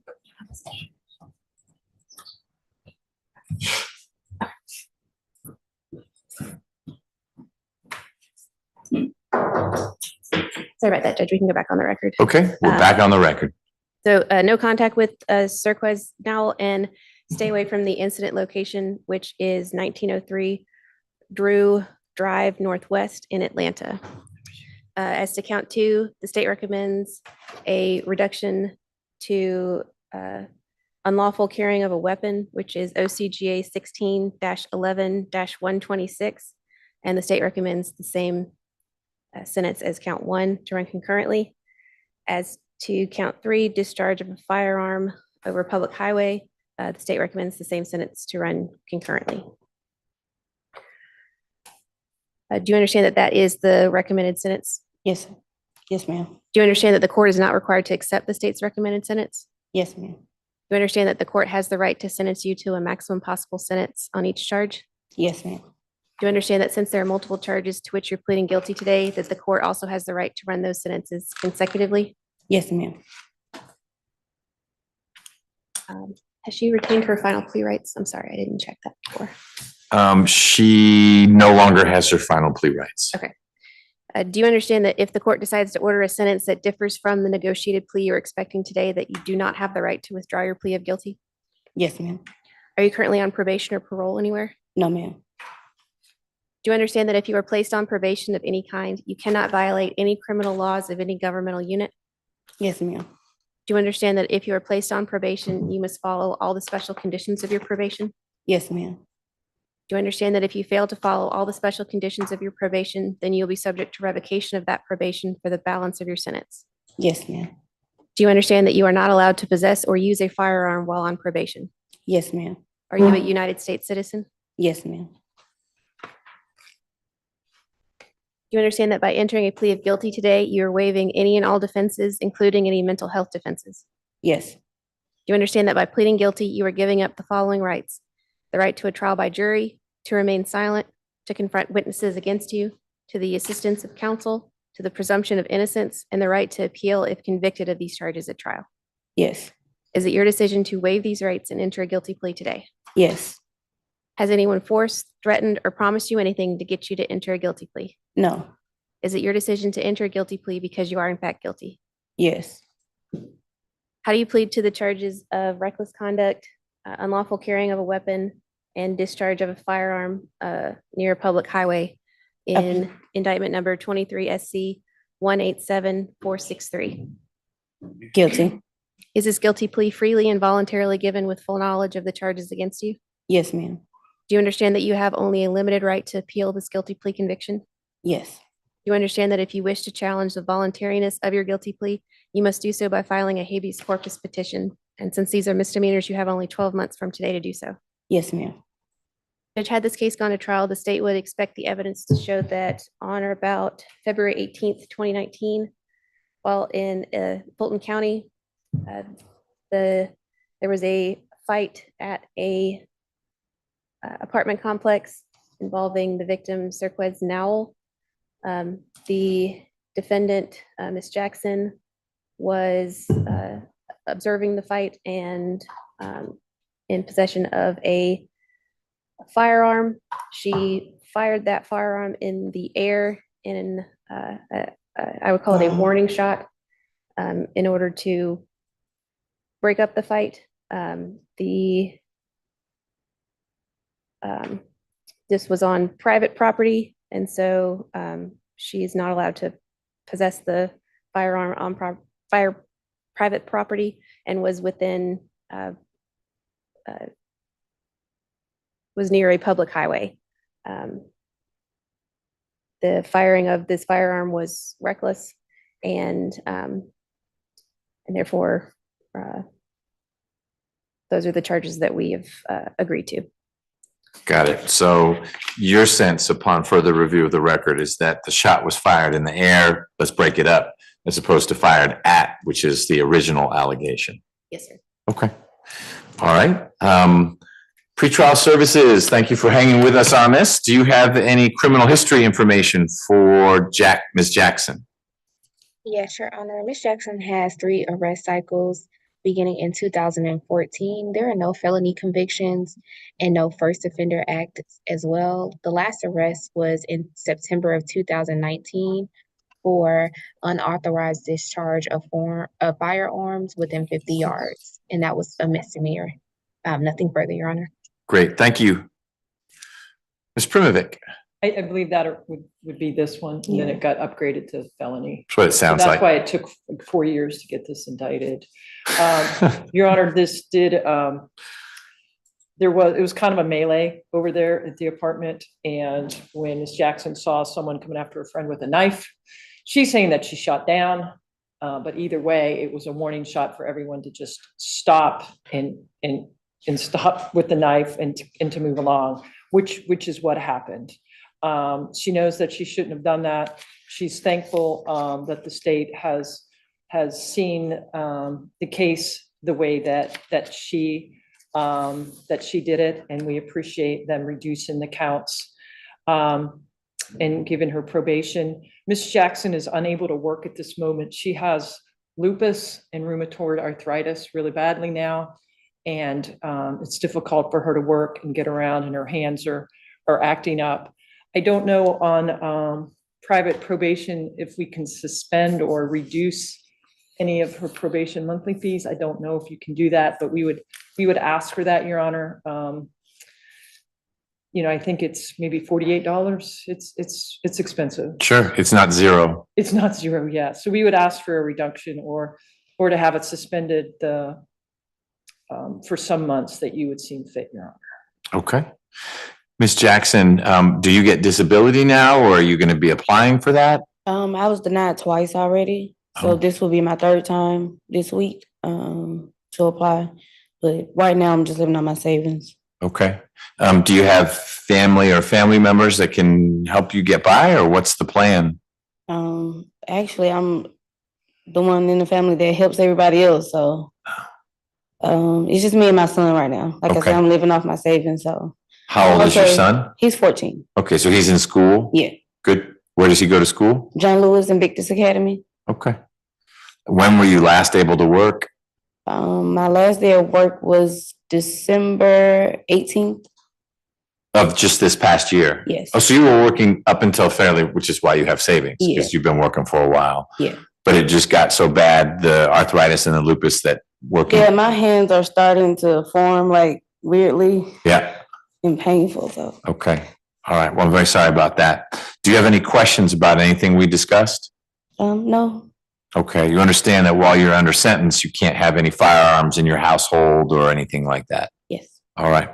Well, I find there's a factual basis for your plea, and that your plea is knowing and voluntary. Knowing means you've understood what we talked about, which you just told me because you don't have any questions. And voluntary means that you've decided this is how you want to move forward. Is that correct? And I'll accept your plea. I will sentence you to 6 months probation on count 1, which has been reduced to reckless conduct. 6 months count 2, which has been reduced to some form of discharging a firearm in whatever 1611-126 is. And 6 months on count 3, and they'll all run concurrently with each other. So I'm giving you a little less probation than what was negotiated. I think it was a very reasonable negotiation and a reduction, but so much time has passed and you haven't had any issues since then, that I think reducing the probation by a few months, especially given your current financial situation, makes a lot of sense.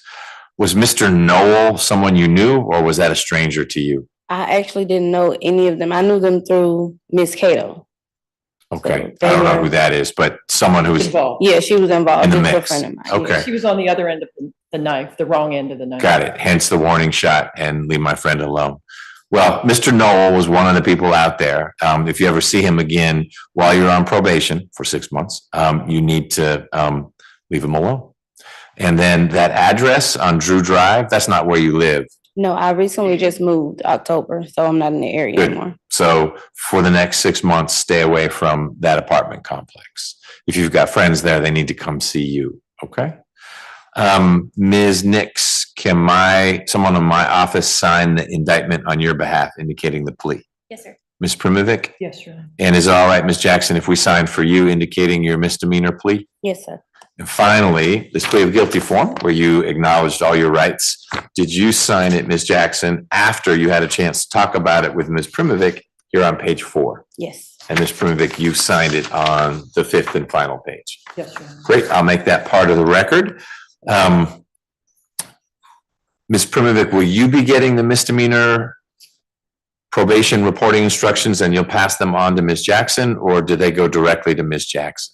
I do not know. Well, they couldn't go directly to her because we don't know how to reach her. Right. It can be emailed to me and I'll get it to her. I got good. It is. I'll fill it out for her. Okay. All right. We'll take care of it. Ms. Wood will take care of it, but you're going to get a call or an email, Ms. Jackson, from misdemeanor probation, but they don't call themselves that. I think it's called Justice JCS. It's something, but they're going to say, hey, you're on probation with us. Don't ignore that. Right. Because they'll reach out to me saying, this Jackson lady, we can't find her. And of course, that's not you. You need to respond and engage with them so that they can get your probation up and running. Okay? Yes. Any questions? No, sir. All right. Good luck with everything. Thank you so much. All right. Thank you, Ms. Primovic. Thank you, sir. All right. Ms. Binns is on. I've seen her. She is, but it's video only. I'm wondering if she can add audio. Oh, it's okay, hold on. She could also call in with her phone and have both things, but I saw her for a little bit. Ms. Binns, you still there?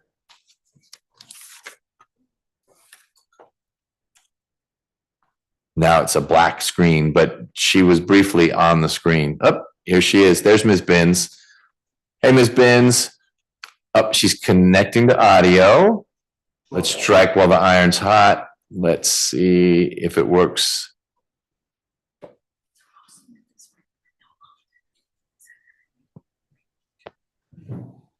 Hey, Ms. Binns, can you hear us? Yes. Fantastic. Don't go anywhere. We're gonna take care of this now, okay? Yes. All right. I appreciate your patience, Judge. Nope, we were doing something else, so it's all good. Ms. Rivers, we're gonna get on the record with position 14. It's 23 SC 187-481, State versus Binns. Ms. Binns is appearing virtually. Her lawyer, Mr. Strozier, is here in court. Ms. Nix, the prosecutor, is here in court. Ms. Binns, do you waive your right to be in court and you're okay proceeding virtually? Yes. And do you waive your right to have Mr. Strozier by your side? If you and he need to speak privately, we can connect you on the phone, but he's here and you're there. Is that okay by you? Yes. Okay, great. Then we're going to move forward. Ms. Nix is going to put you under oath in just a moment. Once you're under oath, make sure you answer all of her questions and mine truthfully and to the best of your ability, okay? Okay. All right, Ms. Nix. Oh, you can't see. I don't think this one's on. I'll turn it on. But you can start talking to her and then she'll see you in a minute. Ms. Binns, please raise your right hand. Do you swear or affirm that any statements or testimony that you shall give in the matter currently before this court shall be the truth, the whole truth, and nothing but the truth? Yes. You can put your hand down. Please state your true, correct, legal name. Ardith, last name Binns, Binns, Ardith Binns. Are you at this time taking or under the influence of any medicine, drugs, or alcohol? No. Is there a medication that you normally take that you have not taken or been given today? I take high blood pressure medication, amlodipine. I didn't take it as yet. Does not take this medication affect your ability to understand this proceeding? No. Getting some feedback. I muted it. It's better now. Was your answer no? Yes, ma'am, no. How old are you? I am 46. How far have you gone in school? An associate's. Is English your native or dominant language? Yes, ma'am. Do you understand that you've been charged with the following offenses or offense, terroristic threats? Yes. Do you understand that you have the right to plead either guilty or not guilty to these charges? Yes. Do you understand that if you plead not guilty or remain silent and refuse to enter any plea at all, then the state is required to prove the charges against you at a jury trial? Yes. Have you had the opportunity to review your rights with your attorney? Yes. Have you had enough? And yes. Have you had enough time to speak with your attorney about all of the charges? Yeah, we spoke about the charges. I think it's just we just want to know what the state is offering. Okay, we're going to get to that in just a second. And if what you hear is not what you were expecting, you and Mr. Strozier can certainly talk about that, okay? Okay. Do you need more time to discuss the case with your lawyer, Mr. Strozier? No.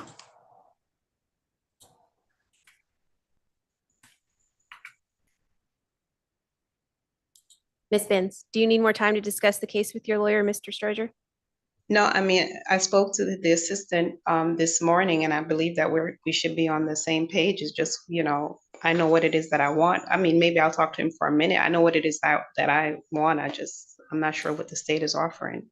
Well, why don't we hear it right now? What is the state's recommendation? All right, the state's recommendation is to reduce the charge to disorderly conduct, 12 months probation, no contact with Rashana Graham, that is Rashana Graham, Graham, and complete anger management. Probation can suspend after Ms. Benz completes anger management, but we will maintain the condition of no contact with Ms. Graham for the entire 12 months. Okay, is that what you were thinking was going to happen, Ms. Benz? Yeah, I knew about the disorderly conduct and the anger management. I just wasn't sure about the probation part. If she says that if after I complete the anger management, it's over, then I'm fine with it. Okay, and that's functionally what would happen. It would be suspended, so you're no longer having to report or anything like that. But during the course of the 12 months, you'd need to stay away from Ms. Graham. No contact. You're not texting her or writing her or going around her. Oh, yeah. Yeah. Okay. All right, let's keep going. All right, now that you've heard the state's offer, do you need more time to discuss the case with Mr. Sturger? Maybe just 2 minutes, just so that we're on, just so I just have a real understanding, and that's it. Okay. No, that's perfectly okay. What's going to need to happen is Mr. Strozer is going to step outside with his associate. They'll call you. Can they call you on?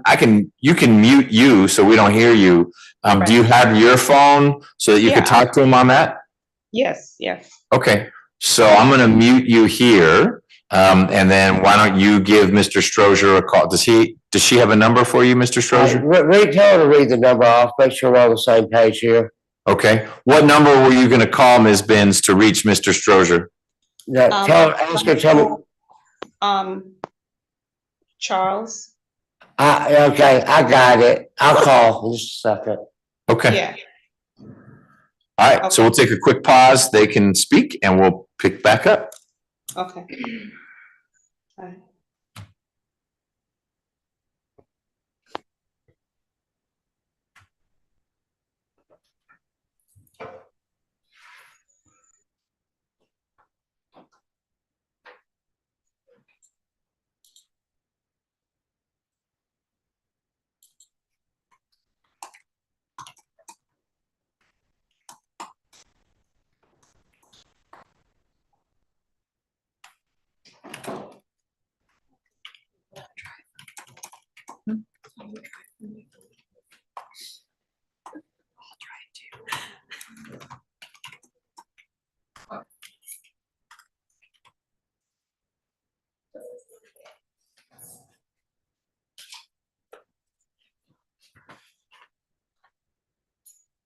Hey, Ms. Clark.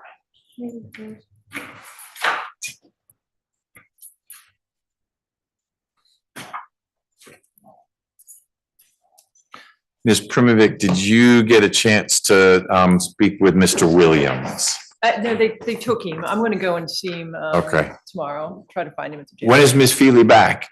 She's back Saturday. She's Okay. back for next week. All right. So you'll let him know he is looking like the guy who's going to roll on Monday. Absolutely. Okay. And if not, we've got Mr. Hinton or Ms. Turner. Yes. What happened? Is Mr. Blank still here? We didn't close out what we're doing with Mr. Blank. My understanding is that will be a plea. I think he's in the hallway, Judge. But Okay, as long as he's still around, but that's a plea, you believe? Great. Just going down my list here. So Williams, Hinton, Turner, Blank, Mitchell, Farmer, Buckle, Jackson, we just took care of. Bins we're working on.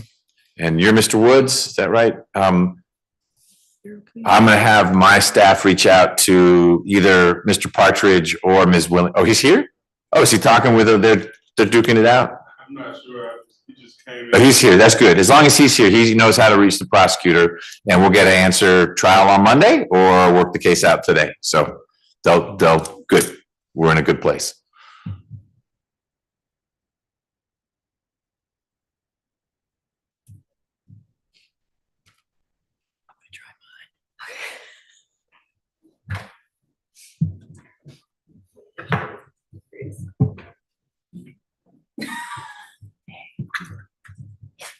That's fantastic.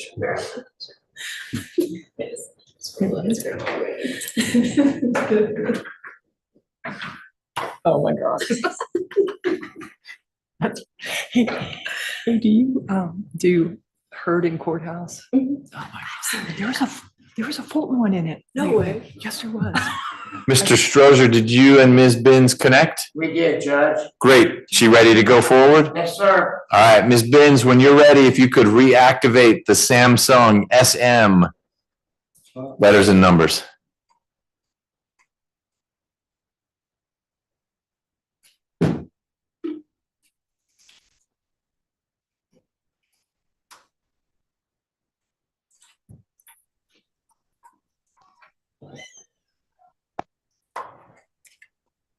There she is. You're doing well, Ms. Binns. Okay. We're back on the record in State versus Binns. Ms. Binns, did you have enough time to speak with Mr. Strozer? Yes, yes. Okay, Ms. Nix, if you'll pick up where you left off as best you can. All right. Next question is, are you satisfied with Mr. Strozer's services?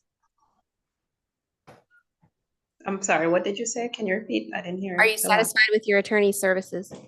Yes, yes, ma'am. Mr. Strozer, do you waive a formal reading of the indictment for purposes of the plea? So waived. And do you waive any and all defects in the indictment for purposes of the plea? Yes, ma'am.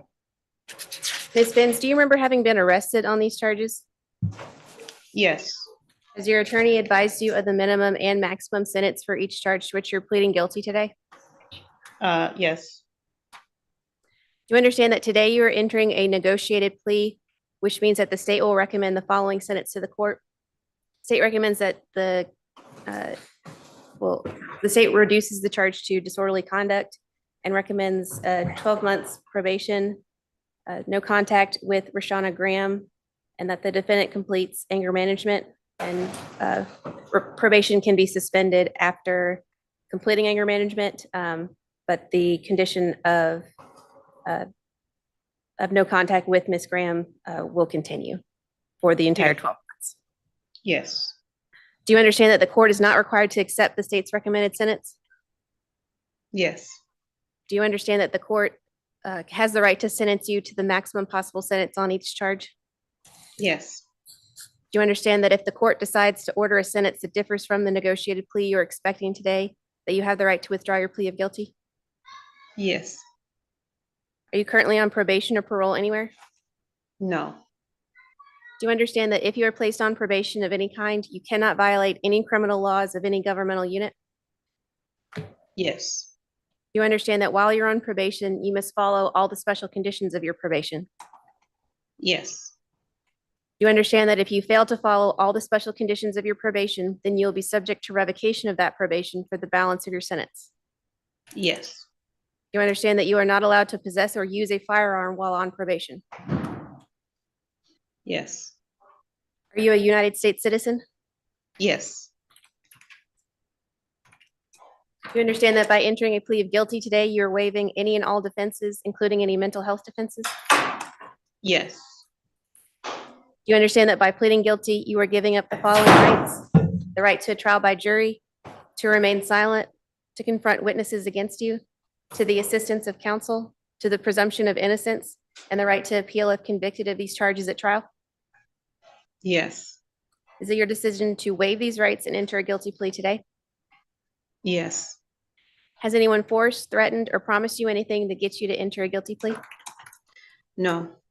Is it your decision to enter a guilty plea because you are in fact guilty? Yes. I'd ask that the court accept this plea pursuant to the terms of Alford versus North Carolina, Judge. So Ms. Binns, your lawyer is asking me to accept your plea as what we also call a best interest plea. That's when a defendant says, I'm not agreeing with everything the state says that happened, but it's in my best interest, meaning Ms. Binns's best interest, to work it out this way rather than go to trial and run the risk that a jury decides that what Ms. Graham said is what really happened. And I can take that plea. You're just not saying I did all the things that the state said I did, but I still want to work it out this way. Does that describe your situation?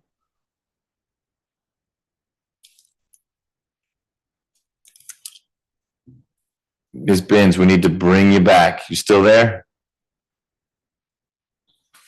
We might have lost her. Her video's not on either. Nope. Hopefully she rejoins us. We were so close. Did I just hear something? No, she dropped off. She'll get back on. She knows how to do it.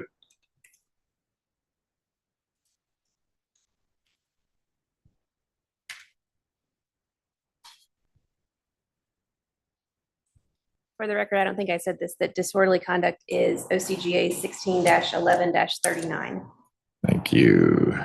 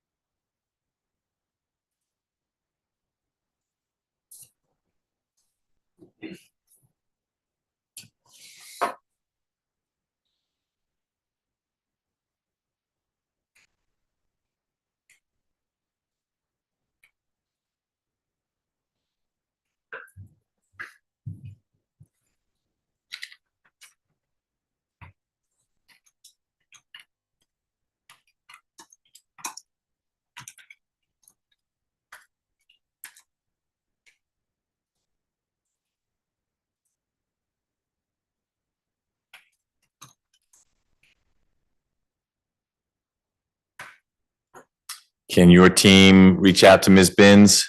I will step out, Judge. Okay.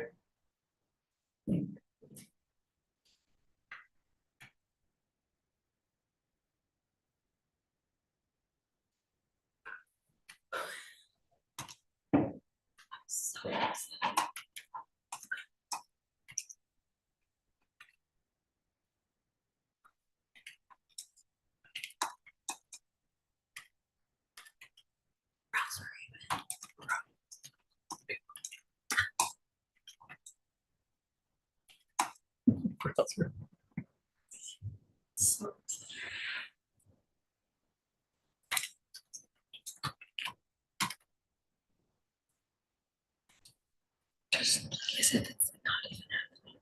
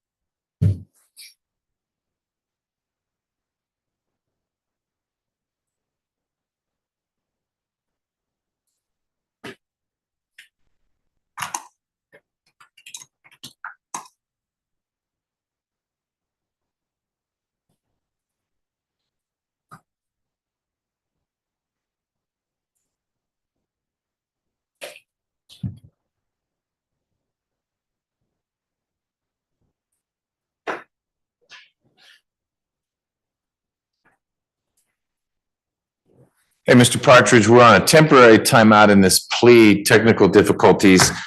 Tell me what you think is happening in Mr. Woods' case. Yes, Your Honor, I've spoken to Ms. Willingham as well as Mr. Peoples, and as it relates to resolution. They're tag teaming you, huh? Essentially. Yeah. That's fine. We're holding on so far. The issue that we're having, Judge, and we're trying to figure out a way around it is we have a reduction. The original reduction was that of a disorderly conduct to resolve the case in full. My client, however, asked me to counter that with a criminal trespass. So I've done that, but the issue is that the state, I guess, can't file an accusation because of the issue with the system. So we're trying to figure out if there's a way to accomplish that with a reduction. What's the legal significance in your mind or your client's mind? And they're both misdemeanors. I'm assuming the state's not offering a different sentence or anything like that. It would simply be criminal trespass, X months probation, these conditions versus disorderly. Does it affect employment or its personal preference? A little bit of both, Your Honor. My client's an entertainer, and so with information or the opportunity to show or suggest that he's involved in a domestic situation, it could have a harmful impact on his career with that, being leaked out to the public. From his perspective, and from what he's saying is, hey, I was there. I wasn't supposed to be because I'm not technically on the lease, and I, retrieved my property from the resident. So I will plead to that of the trespass, given that. But the facts and allegations lead to that, or suggest rather, that there was a domestic situation that transpired. So that's the issue, Judge. Okay. Am I correct? Correct. Okay. Well, I guess then you guys are going to need to sort that out, because we always try it. That they don't need to go. I know you don't want that. I'm not being glib with you, but the state doesn't need to get anything from a clerk's office to try it. And it sounds like it would be far worse for Mr. Woods, even if they just find family violence battery. A conviction on that is worse than disorderly conduct, which now I understand is worse than criminal trespass. So I'll let you guys keep talking, because we got Ms. Binns back on. So we're going to finish up this plea, and then let's make a plan on that one. Okay. All right. Hey, Ms. Binns, can you hear us? Yeah. Great. If we could get Mr. Strozier back in here, let's please finish this plea.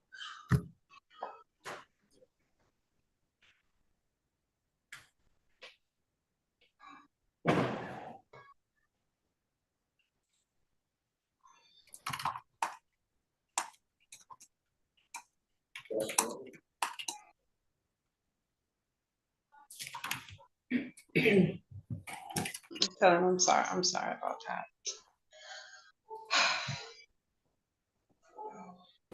Judge? Sir, we've got Ms. Binns back.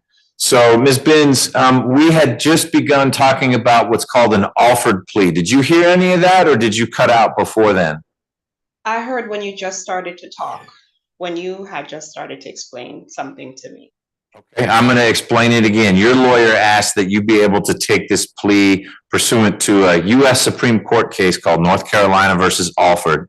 And that basically stands for the idea that a defendant can say, I didn't do everything the state says I did, but despite that, Judge, I want to work this out. I want to take the offer that my attorney has negotiated.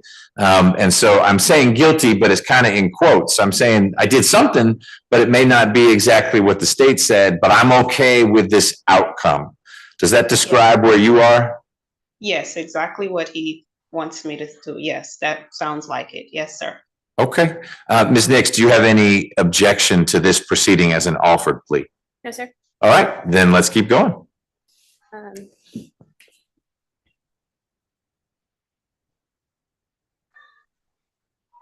Just read the questions in the call, even though I think you already went over them. I've covered it. If you have offered stuff, I'm good with that. So you can just go to wherever is next. All right, Ms. Benz, how do you plead to the charge of disorderly conduct in indictment number 23 SC 187481? Sorry. Guilty, the offer. Is this guilty plea freely and voluntarily given with full knowledge of the charges against you? Yes, ma'am. Do you understand that you have only a limited right to appeal this guilty plea conviction? Yes, ma'am. Do you understand that if you wish to challenge the voluntariness of your guilty plea, you must do so by filing a habeas corpus petition? And since this is a misdemeanor, you have only 12 months from today to do so? Yes, ma'am. Judge, had this case gone to trial, the state would expect the evidence to show that on or about May 11th of 2020, while in Atlanta, which is in Fulton County, the defendant did Ms. Benz use to or of another person language which is opprobrious Yeah. or abusive, by which their very utterance tend to incite immediate breach of the peace, or words that are a matter of common knowledge and under ordinary circumstances, when used to or of another person in their presence, would naturally tend to provoke violent resentment. The defendant at the workplace that she also worked at with Miss Graham, Roshana Graham, made statements to Miss Graham, including F your mom and kids, and I want to smash your face in. This occurred in Fulton County. Do you know, and I'll be asking Ms. Binns, but do you know, Ms. Nix, the connection between Ms. Binns and Ms. Graham? They were coworkers at the time. They are currently no longer coworkers. Miss Graham left the job shortly after this, and she works somewhere else now. Okay, so they don't have any good reason to be bumping into each other. Correct. And Got I believe that Miss Graham said that she hasn't heard anything from Miss Finn since this occurred. Got it. Okay. Anything else from the state? No, sir. I do see that she has a conviction from New York City, robbery second from 1993, but otherwise no other history. All right. Well, let me confirm that with pretrial. Ms. Washington, do you have any criminal history for Ms. Binns? Yes, Your Honor. That was correct. Just a 1993 felony conviction out of New York for robbery in the second degree.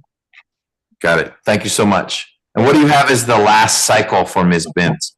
That was the last cycle, and that was June 12th of 93. Okay. Thank you so much. You're welcome. All right, Mr. Strozier, what do you want to add? Your Honor, my client understands the terms and conditions of this negotiated plea. I would ask that you accept this plea quickly before we lose our connection. Got it. We'll do that. Ms. Binns, do you have any questions? No. Ms. Binns, I find there's a factual basis for your plea to disorderly conduct, and I also find that your plea is knowing and voluntary. I will follow the negotiated resolution. The state has decided to reduce your felony charge to a misdemeanor charge of disorderly conduct. I will sentence you to 12 months probation. Special condition of probation number 1 is no contact with Ms. Graham. And special condition number 2 is that you complete an anger management course. Upon your successful completion of the anger management course, your probation can be suspended. That means you still have a little bit of a sentence. You're just not subject to probation supervision. It means that for the course of the entire 12 months, you need to have no contact with Ms. Graham. Understand? Yes. Great. Any questions about any of that? No, just that it's not going to go on my record. When you say not go on your record, tell me what you mean. It's a misdemeanor, so it's not a felony like the robbery you had 20, 30 years ago. Right. So like, because I'm in healthcare, and if I want to go back to work, I just. Sure. So as a professional person. Right. It's a misdemeanor. And then that's not what people ask about. When you're applying for a job, the question is, are you a convicted felon? And you'll need to figure out how you answer that. This is not a felony. Your situation in New York is what it is. It's old. And so that may be viewed differently. But this offered plea is going to reflect as a disorderly conduct and nothing more. Okay? Okay. Yeah. I agree. Okay. Anything else, Mr. Strozier? No, Judge. My last thing, Ms. Nix, is it okay if my staff signs the indictment on your behalf? Yes, sir. And can we sign it electronically for you, Mr. Strozier? Yes, sir. Ms. Binns, is it okay if we electronically affix your signature to the indictment indicating your plea to the reduced charge of disorderly conduct? Yes. Great. You will receive an email or some kind of information from Mr. Strozier's office letting you know how misdemeanor probation is going to contact you. It'll be a phone call or an email. Just make sure you engage with them, okay? Yes, sir. All right. Thank you, everyone. Thank you. Judge. Ms. Binns, you're free to go. Thank you so much. Good one.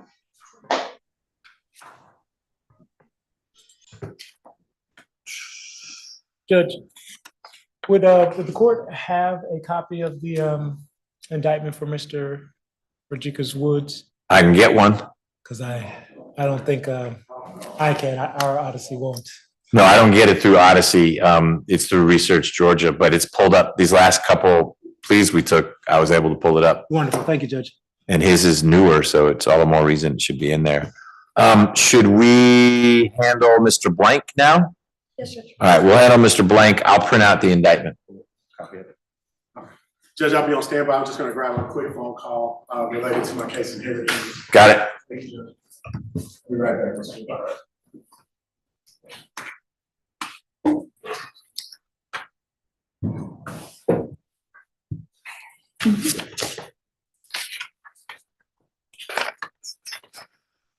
All right, we are turning to position 20.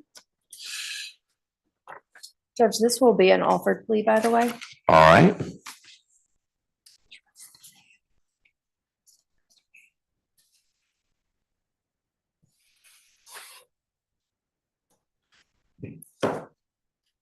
Ms. Nix, are you ready? Yes, sir. All right, this is 23 SC 189013, State versus Blank. Mr. Blank is here in court with his lawyer, Ms. Wood. We've got Ms. Nix and Mr. Blank. In a moment, Ms. Nix is going to put you under oath. You've now watched and heard how these go. You'll get some questions. You need to answer those questions. If you've got any questions, it's important that you let me or Ms. Wood know. Will you do that? Yes, sir. Okay, make sure you speak up. The court reporter needs to be able to hear you through that microphone. Ms. Nix, when you're ready. Thank you, Judge. Mr. Blank, please raise your right hand. You swear or affirm that any statements or testimony that you shall give in the matter currently before this court shall be the truth, the whole truth, and nothing but the truth? Yes. Please, you can put your hand down. Please state your true, correct, and legal name. Terrion Blanky Gates. Please spell your name for the court reporter. Terrion Blanke. Are you at this time taking or under the influence of any medicine, drugs, or alcohol? No, ma'am. Is there a medication that you normally take that you have not taken or been given today? No, ma'am. How old are you? 22. How far have you gone in school? 12th grade. Is English your native or dominant language? Yes. You understand that you've been charged with the following offenses? Robbery. Yes. You understand that you have the right to plead either guilty or not guilty to these charges? Yes. You understand that if you plead not guilty or remain silent and refuse to enter any plea at all, then the state is required to prove the charges against you at a jury trial? Yes. Have you had the opportunity to review your rights with your attorney? Yes. Have you had enough time to speak with your attorney about all of the charges in this indictment against you, including the facts and circumstances relating to the charge? Yes. You need more time to discuss the case with your lawyer, Ms. Wood? No, ma'am. Are you satisfied with her services? Yes. Ms. Wood, do you waive a formal reading of the indictment for purposes of the plea? So waived. And do you waive any and all defects in the indictment for purposes of the plea? We do. Mr. Blank, do you remember having been arrested on this charge? Not really. During the time, I was intoxicated You by a confirm lot you and were- glad tea. Can you confirm that you were arrested on this charge? Yes. Has your attorney advised you of the minimum and maximum sentence for each charge to which you're pleading guilty today? Yes. Do you understand that today you are entering a negotiated plea of guilty, which means the state will recommend the following sentence to the court? Yeah. State recommends a 5-year sentence with 1 year to serve, credit for the time you've already served, with the balance probated. Special conditions are stay away from all MARTA stations, complete 100 hours of community service at a state accredited nonprofit organization, have no contact with April Jules, no drugs unless prescribed or alcohol, gainful employment within 30 days of today, do not display any guns, replica of guns, fake guns, hand signs, or gang signs on any social media sites, no affiliation with any known gang members. Repeat that one more time, please. Which part? That was a lot of stuff she just said. The last part, don't hang out with gang members. You talk about, you said something about some social media or something like that. Oh, no display of guns, replica of guns, fake guns, or Oh, gang okay, signs, okay, or okay. gang signs on any social media site. You can be all over social media, but if the probation officer comes across you, guns, doing this or that, that's gonna get you sideways with me. For sure. I also have a behavioral incentive date of 18 months if community service is complete and no further violations of the law. Do you understand that that's the state's recommended sentence? Yes. Do you understand that the court is not required to accept the state's recommended sentence? Yes. Do you understand that the court has the right to sentence you to the maximum possible sentence on each charge? Yes. You understand that if the court decides to order a sentence that differs from the negotiated plea you're expecting today, that you have the right to withdraw your plea of guilty? Yes. Are you currently on probation or parole anywhere? No. Do you understand that if you are placed on probation of any kind, you cannot violate any criminal laws of any governmental unit? Yes, ma'am. You understand that while you're on probation, you must follow all the special conditions of your probation? Yes. You understand that if you fail to follow all the special conditions of your probation, then you'll be subject to revocation of that probation for the balance of your sentence? Yes. You understand that you are not allowed to possess or use a firearm while on probation? Yes. Are you a United States citizen? Yes. Do you understand that by pleading guilty to a felony, you may not receive, possess, or transport a firearm? Yes. Do you understand that doing so could result in new criminal charges for which you face a sentence of up to 5 years? Yes. Do you understand that by pleading guilty to a felony, you also may not use a firearm in a crime in the future? Yes. Do you understand that if you were in the future to use a firearm during the commission of a crime, you would face a 15-year custodial sentence consecutive to the sentence for the underlying crime? Yes. Do you understand that by entering a plea of guilty today, you are waiving any and all defenses, including any mental health defenses? Yes. Do you understand that by pleading guilty, you are giving up the following rights: the right to a trial by jury, to remain silent, to confront witnesses against you, to the assistance of counsel, to the presumption of innocence, and the right to appeal if convicted of these charges at trial? Yes. Is it your decision to waive these rights and enter a guilty plea today? Yes. Has Guilty. anyone? Sorry? I want to file guilty of interest. He's just noting that he's pleading guilty in his best interest today. Okay, that's the next thing. Or almost. Has anyone forced, threatened, or promised you anything to get you to enter a guilty plea? No. Are you pleading guilty because you have decided that it is in your best interest to do so? Yes. Are you aware that this is a plea of guilty and places you in the same position as if you were convicted by a jury at trial? Yes. How do you plead to the charge of robbery in indictment number 23 SC 189013? Guilty, but in my best interest. Is this guilty plea freely and voluntarily given with full knowledge of the charges against you? Yes. Do you understand that you have only a limited right to appeal this guilty plea conviction? Yes. You understand that if you wish to challenge the voluntariness of your guilty plea, you must do so by filing a habeas corpus petition? Yes. You understand that since this is a felony, you have only 4 years from today to do so? Yes. Judge, had this case gone to trial, the state would expect the evidence to show that on or about May 2nd of 2022, while at the 5 Point station of MARTA, which is in Fulton County, the defendant, Mr. Blank, snatched a phone from April Jules as she was sitting on the train, and he snatched it out of her hand and ran off of the train. The phone also had her driver's license in it. He was detained about a week or so later, and after confirming that he was the subject who committed the robbery, he was searched instant to arrest, and the victim's driver's license was found in his pocket, excuse me. I did not see any felony convictions, and nothing further from the state. So Ms. Jules didn't get her phone back, but she might have gotten her driver's license back if she still needed it. Yes, and she is on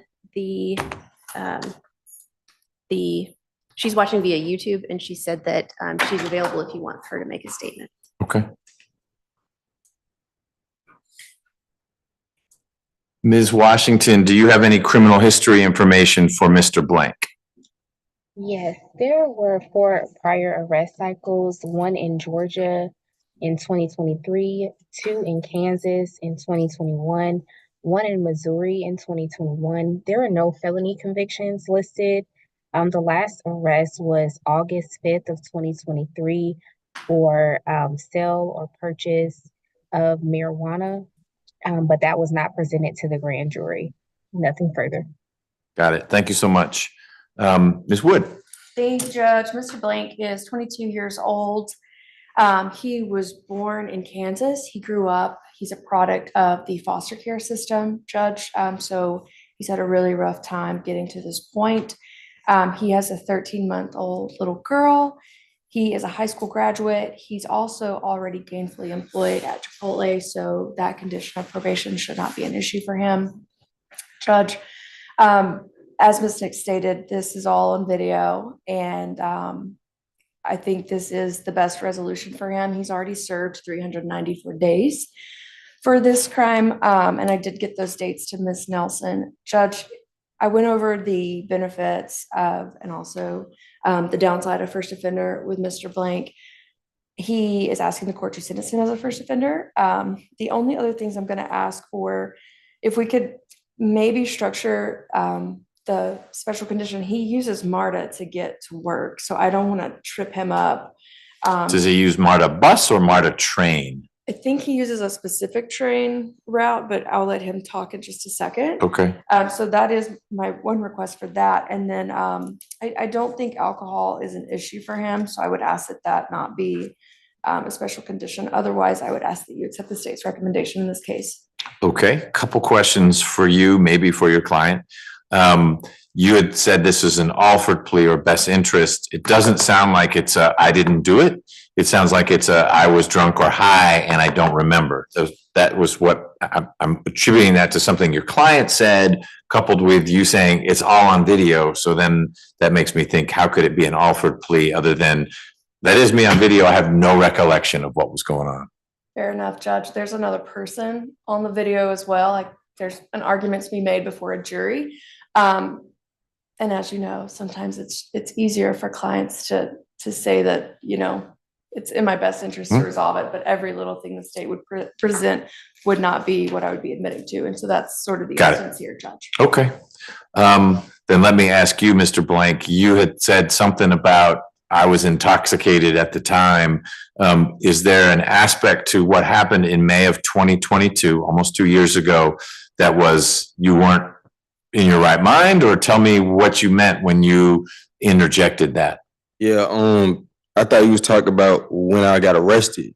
When I was arrested, I was intoxicated. Okay, that was about a week later. That was 10 days after the altercation. Okay. So that's why I was saying I was having a little rough time when I was getting arrested. Got it. Two different moments in time. There is May 3rd when Ms. Jules's phone was taken on video, and then 10 days later, fast forward, police grab you. That's when you're saying you were under the influence of something. Yeah. Okay. Alcohol, drugs, what would it have been? Marijuana. Okay. Is that something you still struggle with? Not really, no. Okay.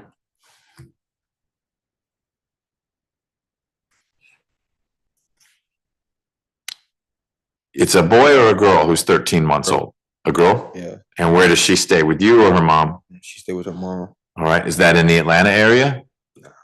What state? LA. LA as in Louisiana or Los Angeles? As in like California, Atlanta, Los Angeles. California. What's your connection to California? I mean, she's from there, so she moved back when I got locked up. Got it. So your daughter's mom was here in Georgia and then went back home to Los Angeles. Mm-hmm. Got it. And how you end up in Georgia if we've got Kansas and Missouri and stuff? I came down here, well, the Kansas and Missouri, like, that was a little like rough patch. I mean, but I came down here really to get away from, because there's a lot of stuff going on up there at the time, for the little time I was up there. And so like I came down with her to come down here and be on some smooth stuff. What does be on some smooth stuff? So I mean, like, get a job, get a crib, live a legal, you feel me, life. Got it. Productive citizen, Judge. Yeah. And you say you came here, meaning with the mother of your child? Yeah. Okay. And then that didn't work out. You get locked up for over a year. She goes back to California. Yes. Okay. And you got your own place to stay now? Yes. Is it your own or are you sharing it with someone? I will say it like this. It's not in my name, but I pay the bills though. Okay. But if I were to knock on your door, are you the only one living there or someone else is living there too? It's gonna be me. Just me. Just you. Some people be visiting, but it's just gonna be me. So whose name is on the lease? It's actually a friend of mine. Okay. But that friend doesn't live there. Nah. Got it. You pay the bills. I don't currently have some of my documents and I gotta go to different states and stuff like that, but I've been trying to deal with these cases and stuff. Okay. So when you say you don't have some documents, which documents are you missing? Birth certificate, and I can't get that unless I go back to the state I was born. And obviously, I'm trying to do the right thing and solve these cases I got here. Do you have a driver's license or a state ID? Yeah. Okay. Yes. But the birth certificate is what you need, and that means you got to go back to Kansas. Yeah. Okay. You don't have to stay there. You just have to go there. You have to go back and just get it, but yeah. Got it. Okay. First offender. First offender is an opportunity for someone in your situation with no felony convictions. It means that if you successfully complete this sentence I'm going to give you, this doesn't show up as a conviction on your record. That's a good thing, but it carries with it a risk. If you, what was the phrase you used? Sail smooth, ride smooth. That's it. Come on, some smooth stuff. Come on, some smooth stuff. If you come off the smooth stuff, and you do something like this again or whatever, you get arrested for marijuana, you get arrested for taking something that's not yours, you're gonna have that new case, but you'll come back to me and I'll say, hey, Mr. Blank, you wanted first offender, you said you were done with this, you're gonna do the smooth stuff, and you wouldn't have. Without a trial, you get a hearing, but not a trial. If the state shows me you in fact did whatever the new thing is, could be anything, you had a gun on you, you had drugs on you, I'm not saying you do any of this, but should you do that, not only do you have your new case, but I can revoke your first offender status, and I got the full 20 years to work with. So I'm going to sentence you now pretty close to what we're talking about. And you're not going back to jail right now. But if we're together again in a few months or a year, and you messed up while you were on first offender, I take away the first offender status and I say, I'm going to sentence you now to 10 to do 3, whatever it is. And you don't get to say, whoa, man, you did this other thing. I will say, yes, I did this other thing. And then you did this other thing and lost your first offender. Long speech, but I just want to make sure you understand the risk of first offender. If it's not going to be smooth stuff while you're on probation, then first offender doesn't make a lot of sense because it ends up biting you. But if you're pretty sure that it's going to be Chipotle and then maybe you're going to school or more work, doesn't matter what it is, but it's the legit stuff, then first offender is great, because when you're looking for a job and there's that question, are you a convicted felon? You can say, no, sir, no, I'm not. And that helps. Tell me what you want to do. I plan on getting into real estate. I also plan on getting into the graphic design business, become a graphic designer.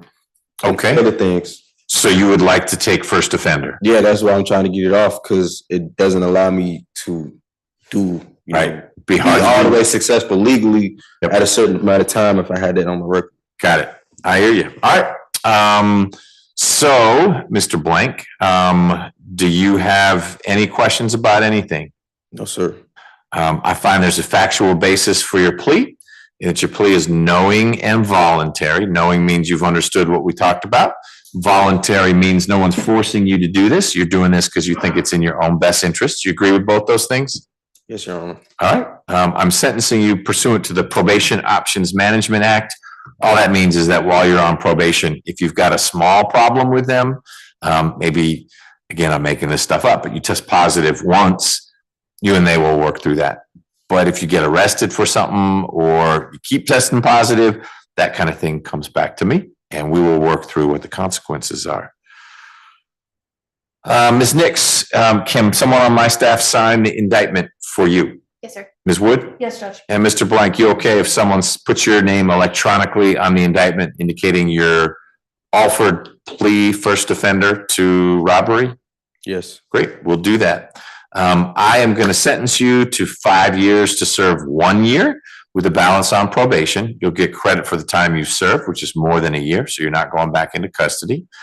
Talk to me about MARTA. You have to ride the train, the bus. How do you get to Chipotle So it's the bus. I work in Midtown, but I stay in Inman Park. So all I need is really to just get on the train and just get there. I don't need no bus. I could just walk from Midtown straight to my job. What train do you take? I take the west and eastbound to 5 Points. And then so you still go through 5 Points. Yeah. All right.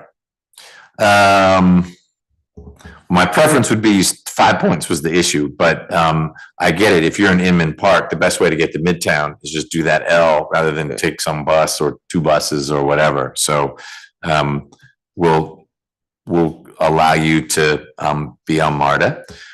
You will, special condition number 1 then is that you have no contact with Ms. Jules. Assume that's a stranger to you, but don't look her up. Don't do anything about her. She gets to go on her own way. Jules is spelled Jules. Special condition number 2 is that you complete 100 hours of community service through some registered nonprofit. Probation can help you figure that one out. Number 3 is that you maintain employment. And if you are ever unemployed for more than 30 days, then that next week after you've been unemployed for 30 days, you'll be required to do 20 hours of community service that week and every week thereafter that you're not working. So you're gonna have a part-time job doing community service for which you get paid 0. But that's separate from the 100 hours you gotta do. And finally, I will set a behavioral incentive date of 2 years. So on February 22nd of 2026, if you've finished your community service, there haven't been issues and whatnot, then probation can decide to shut things down. And I will sentence you as a first offender. That's something that you want, you're entitled to it. So we'll give it a try. Ms. Nix, anything else from the state? No, sir. Ms. Wood, anything on behalf of Mr. Blank? No, Your Honor, thank you. Ms. Tucson is with probation. She's on this call. She's going to need to know your address and she's going to give you some reporting instructions. Okay? Ms. Tucson? Good afternoon. Miss Wood did send me information. So I'm going to just confirm the information that I can call you Mr. Blank, okay? Yes. You you're at 3285 Peachtree Road, Atlanta, Georgia 30305, and your direct number is 678-791-9946. Yes. Okay. And how long are you going to be staying there? I actually just moved. I ain't gonna lie. I just moved a few weeks ago, but I honestly don't know the address, the whole address. So I'm gonna have to go back to my place and find it. Okay, well, I'm gonna call you, and so you have my information down, because an officer is gonna need to know where you are at that particular time, because you will get a probation warrant for non-report. Okay. Okay? Thank you, Ms. Tucson. Okay, no problem. All right. Let me print out the indictment in Woods. I think you're all done, Ms. Nix. Do you have anything else? I don't think so. Let's go through the list one more time. So this was Blank. Williams, not yours. Hinton is yours. And Ms. Clark was here for a little while. Is Ms. Clark talking with Mr. Hinton now? No. Her stuff is. No, but her stuff is here? Her stuff. History, okay. Be in touch with Ms. Clark. We have a meeting scheduled tentatively tomorrow morning, and I think that'll. With family members? Okay. And then Ms. Turner, you know about Mitchell, we're not going to do. Farmer, we may do, but I'll put that in the email. Woods, we're about to talk about. That's it? Okay. You said Mitchell, we're not going to do? You still here? Okay, sure. Well, we can't if, I shouldn't say we're not going to do, if Ms. Cabrera is in trial on her 2016 case with Judge Carnesale, which is probably what will go out on the consolidated calendar. So we may put it on the list, but I don't know that we'll be able to get to that. Okay. We'll see. I'll let you know. I'll send that email. Not sure how to, because I need to confirm subpoenas and everything today, I think, so. Okay. I will keep you posted. Thanks. Sure.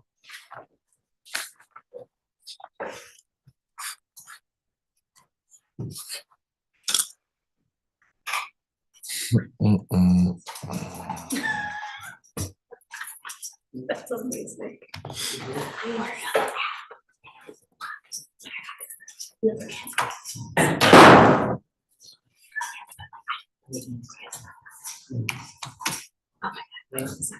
That's hilarious.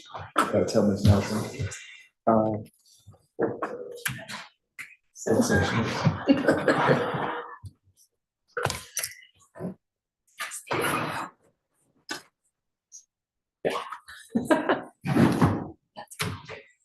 Judge, may I be excused? Yes, ma'am. Thanks for your help.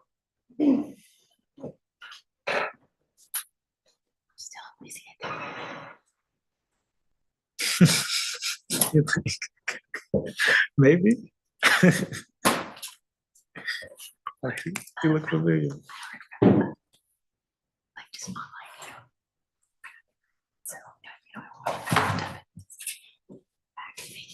Mhm.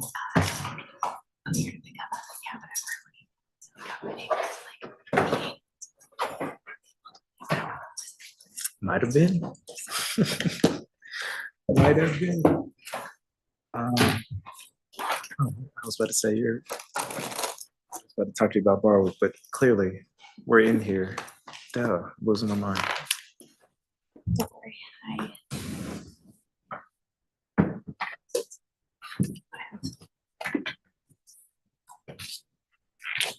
All right. What are we doing with Mr. Woods? I printed out the indictment, if that helps people. It doesn't say criminal trespass on it, though. It says aggravated assault and other things. Your Honor, I believe as the way that the factual basis, if I may approach it. You may. The way the factual basis will be laid out, we'll be asking to reduce count 1 to a criminal trespass. I believe that is something that we'll be able to do. Okay. I mean, if the defense isn't fighting it, I don't plan on standing in the way. If it's crazy, I may not roll along with it, but I certainly need to hear more about the case. And Mr. Woods still has his final plea rights. So if things go way off the rails, you can say, nope, I would rather go to trial on Monday. So why don't we see what we can do? Ms. Rivers, are you good doing one more plea or do you need a break? Okay. There, I got my pen.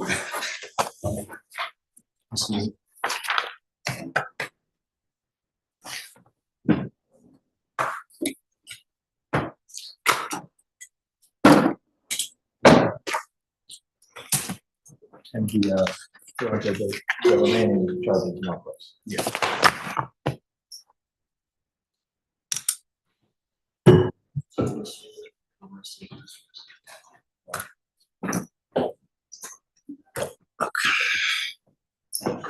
I'm exhausted. I thought I was about to have to prep another trial, but it just took a plea. Thank you so much. Mr. Triple, just for the sake of, I guess, the narrative thing, whatever it is, he's just in the alpha posture.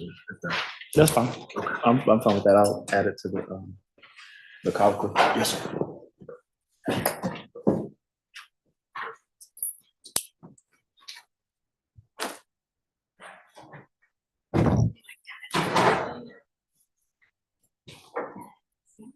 See you later.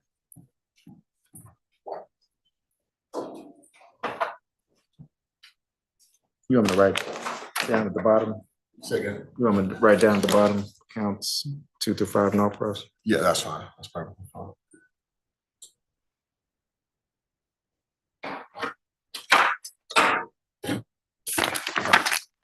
So.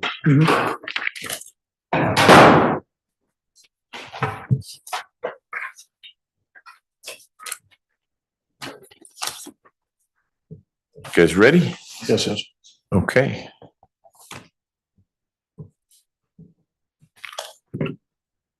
All right, this is position 23 on the trial calendar, State versus Rodriguez Woods, 23 SC 189072.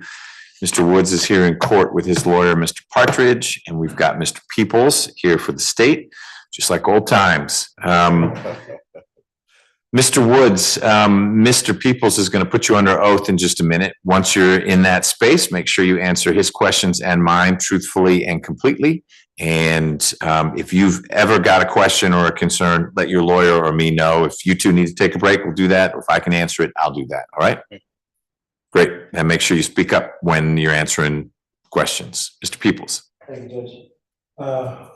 Raise your right hand. Solemnly swear the testimony you give in the proceedings before you today will be the truth, the whole truth, and nothing but the truth. I solemnly swear. Thank you. You can lower your hand. Will you state your true, correct, and legal name? Rodriguez Woods. Can you spell it for the record? RODRIQUEZ. Last name WOODS. Are you at this time taking or under the influence of any drugs, medication, or alcohol? No. Is there any medication that you normally take that you have not been given today? No. What is the highest level of education that you've completed? 12. Did you graduate high school? Okay. Do you have your GED? No. Are you able to read, write, and fully understand the English language? Yes. Your Honor, if I could see that indictment one more time. Sure. You understand that you're charged with the following offenses.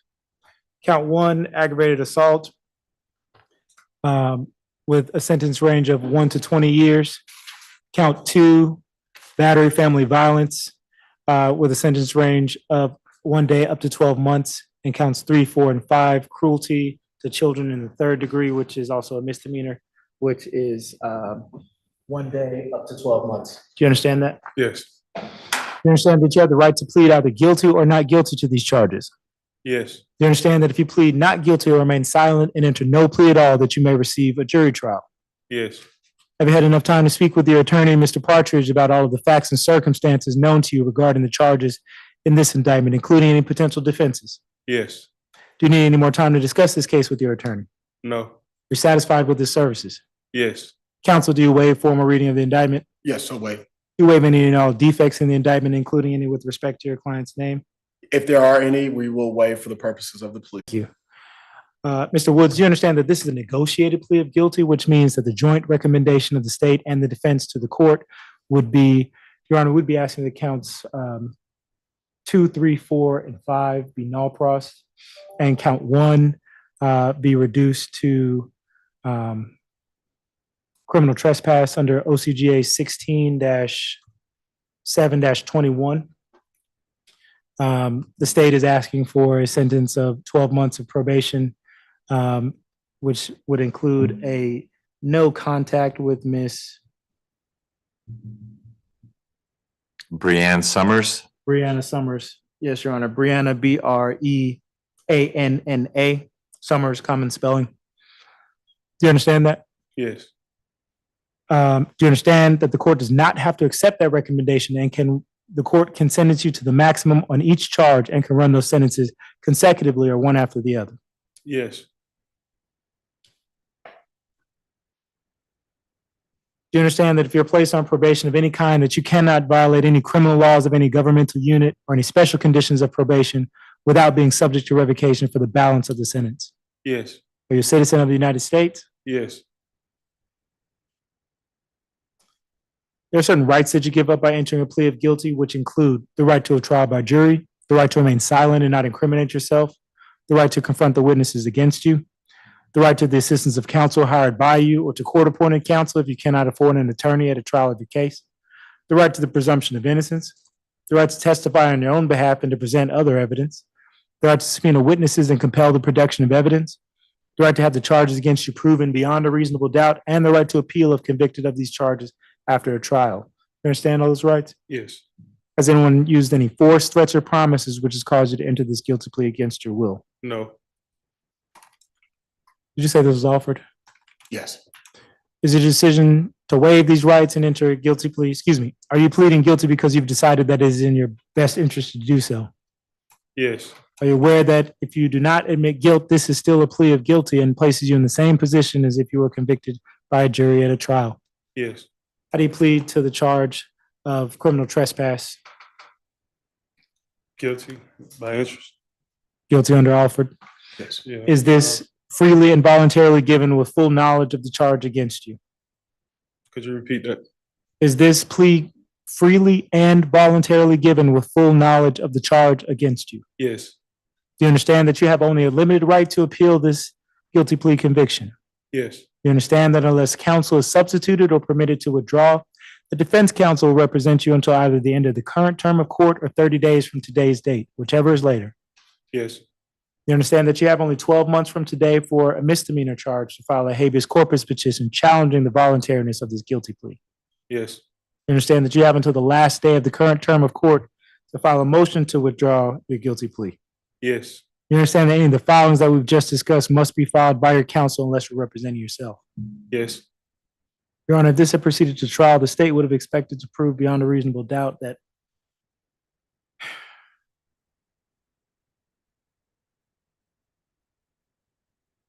Ms. Summers and Ms. Brianna Summers and Mr. Woods had a child together. And on the night of the incident, Mr. Woods came to the residence of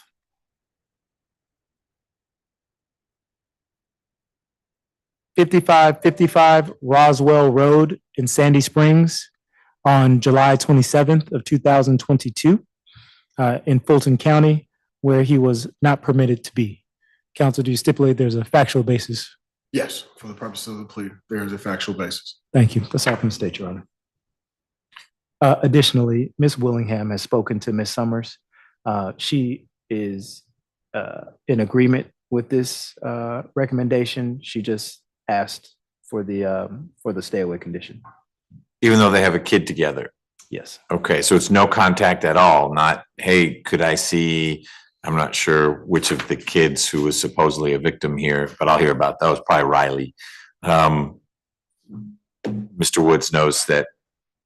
Correct, and it's just, I would imagine, however they've done their parenting or anything like that, but Ms. Willingham only relayed to me that she just didn't want any contact with herself. Okay, all right, got it. Thank you, Your Honor. Sure. Ms. Washington, any criminal history information on Mr. Woods? Your Honor, there were 9 prior arrest cycles beginning in 2011. The last arrest was in May of 2018 for driving while license was suspended, but that was amended to a non-fingerprintable offense. There are no felony convictions listed on the GCIC. Nothing further. Thank you, ma'am. Appreciate your help today. No problem. All right, Mr. Partridge. Thank you, Judge. Mr. Woods here is taking this plea and entering the plea, Judge, as he feels that it is in his, I cannot talk.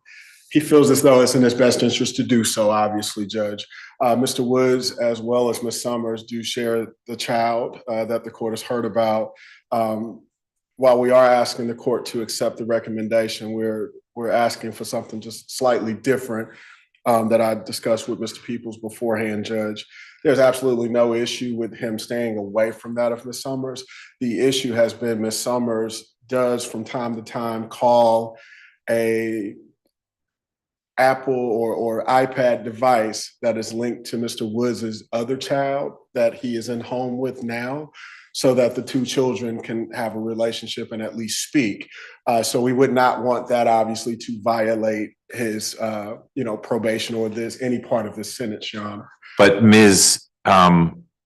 Summers is initiating that, not Mr. Woods. That's correct, Your Honor. Got it. Ms. Summers is calling the iPad to try to go around that of Mr. Woods or having any contact with Mr. Woods, so that, again, the two children can have that relationship at the very least, Judge. Got it. Typically, Mr. Woods is around when that communication is taking place, either him or his girlfriend. They are around, but nonetheless, we just don't want that to lead to, hey, he popped on the iPad and, he shouldn't have, and we should revoke his probation or sentence. Sure. It would depend on the context, but I hear you. So there are 3 kids listed here, Brielle, Braylon, and Riley. which are the kids we're talking about who are connecting through the iPad? Riley, correct? Yeah, Riley. Riley is my client's child only. And stays with him? Does not stays with mom, Miss Summers. Okay. So Miss Summers essentially is making the call on behalf of Riley to Riley's sister. Okay. Who resides with that of Mr. Woods. And is that either Brielle or Braylon? No, Your Honor. None of the other children belong to Mr. Woods whatsoever. Got it. So those three kids are all associated in one way or another with Ms. Summers. Correct, Your Honor. Mr. Woods has a kid, not one of those three, with whom Riley tries to maintain a at least virtual relationship. Yes, Your Honor. Okay. At the very least. How old is Riley? 2. How much talking does Riley do as a 2-year-old? No, my daughter Reagan, she does a lot of talking. She know how to work her iPad very well. She calls me, she calls whoever. How old is Reagan? They the same age. Oh, they're both 2. They're 1 day apart. Okay. And so Reagan and Riley do whatever they do over the screens. Yeah. Okay. Yeah. Got it. And Judge, I will inform the court as well, and I've advised Mr. Woods, if the court does set the condition that he's not to have any contact whatsoever, that he should go through the legitimation process to at least have some contact or visitation or whatever that may be. With Riley? Yes, Your Honor. So that, there's no issue with him, being in the middle of that. In addition, Judge, there's a subsequent act that took place after the alleged incident here, which would be, I guess, in Gwinnett County, that we're also looking into and working on. It's a criminal issue against that of Ms. Summers. Ms. Summers basically has told a number of individuals. She's made a song about it and a few other things as far as going to Mr. Woods' home to shoot at the house. So that is something else that is on the table. So there's absolutely no reason for Mr. Woods to have any communication outside of Riley or to even be around Ms. Summers outside of Riley as well. So we would expect, as it relates to that particular situation with Gwinnett, there would be a mutual no contact, so to speak, between the parties. Got it. The Gwinnett situation, Ms. Summers is the one who is being prosecuted or investigated. Yes, Judge. Got it. Okay. Yes, Judge. But it flows from the way in which Mr. Woods and Ms. Summers' relationship has ended. Yeah. Correct, Judge. Okay. Got it. She didn't like that he moved on, unfortunately. Okay. She doesn't have to, but she needs to not sing about shooting up his house either. Absolutely. And Gwinnett will take care of that. Okay. Mr. Woods, anything you want to add? That's basically what I was getting to, the legitimation, because I do miss my daughter. Sure. And my daughter's asked about her a lot. So you should certainly take the steps that would legitimate you. You'll just need to, it sounds like it's going to get even more complicated when the Gwinnett case works out, and that you and Ms. Summers just really aren't supposed to be connecting, and yet you have a connection through Riley, and then Riley wants to have a connection with your daughter or daughters and vice versa. But there's a way to structure that. It may be that there's a third party, I'm making the person up, but your auntie is the one who reaches out to Ms. Summers, and she can do that. Like previous when I was here and I was telling you that she actually blocked everybody because she asked me to sign over my rights because she has a new child now. Okay. So she moved on as well. Oh. But the guy she with now, she says that my daughter calls dad. That's who she want in place of me. So. Okay. So the plot thickens, and you're going to want to have a lawyer helping you with that. That's not a self-help situation. Whether that's Mr. Partridge, or he may say, hey, I don't do family law, but he can get you someone who can help with that, so that you go about it the right way, and enforce your ability, your right to be present in your daughter's life. But like I said, it'll be delicate because you're not supposed to be present in Ms. Summers's life, and vice versa.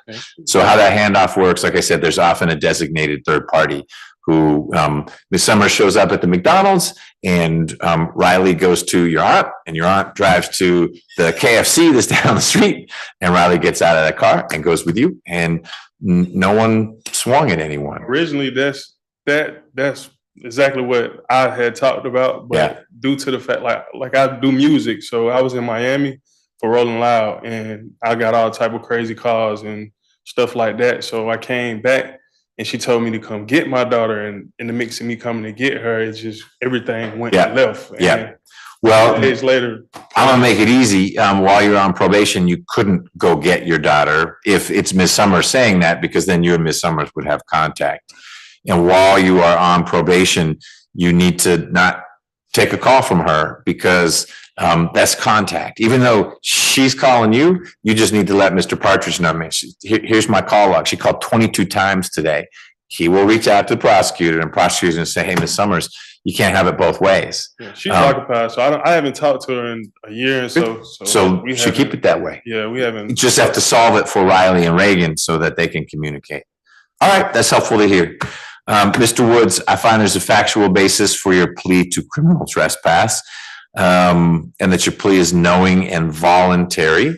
It's an offered plea, meaning you're not admitting to everything the state says, although all the state says is that you went somewhere where you shouldn't go. Do you feel like you've understood what we've been talking about? Yes, sir. No questions? No. All right. And you don't feel like anyone's coercing you or forcing you into this plea? No. All right, then I'll accept it as an offered plea to criminal trespass, count 1. The other 4 counts are being dismissed by the state. I will sentence you to 12 months probation. If I added a condition of you getting your GED, would that pain you, or would you get your GED?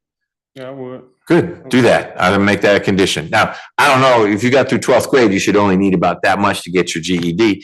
If it turns out, like, look, I'm busy, I'm touring, I can't quite get it in 12 months, you'll just need to show probation that you're taking some classes, that you're trying to get it. But I had enrolled in Penn Foster, but I had a lot of stuff to pay for at the time. So yeah, that was kind of, and then I was on the road, so I didn't have a lot of time to do so. I got it, but it would round you out. It may be that someday you're not in music anymore. And then if you're looking for a job, someone's going to say, what's your background? And if it's not in the entertainment field, they may be unimpressed that you didn't take that last step. So I'm going to add as a condition to your probation that you get your GED, or at least be pursuing it while on probation. And obviously no contact with Ms. Summers, with one exception. If the contact consists of Riley and Reagan communicating, that's okay. And I don't know exactly, I mean, the way Mr. Partridge described it, it is on Riley's end, but it sounds like it's Ms. Summers. A device of Reagan's will make a noise. You got a call, FaceTime, whatever it is, and Reagan will do it. And then Reagan and Riley are communicating. That's not you and Ms. Summers. That's okay. But if you're reaching out to Ms. Summers, hey, put Riley on, Ms. Summers could grab that and run with it. Like, look, this guy's texting me. It's usually, like I said, it's like Reagan, she goes off pictures, right? So she have a tablet full of pictures of everybody, like everybody. So from that, she sees her siblings, she see me, or she'll, like, that's how her mom, she communicate with me or her mom that way and says, hey, this Riley. Mommy, I want to talk to Riley. Daddy, I want to talk to Riley that way. I tell her no, but her mom, and I just leave downstairs. But the thing is, Reagan will come and Daddy Riley, and I know that I can't, communicate with the mom. Well, but you can communicate with Riley. You're right, but the thing is, what she'll do is, like, I told her mom to record it next time, but like she'll call Riley, Reagan will just put me on the phone and let me talk to her. We're gonna call you back, hang up the phone. And then Reagan don't get to talk to her. And then she asking questions on what's going on. And I gotta wait till she feel like she can call again, whether it's 2 weeks or a month. That's all the more reason to legitimate and then figure out what the visitation or custodial rights are gonna be. Because then a judge is saying, you know what, you get every other weekend, or you get every other week, or whatever the deal is.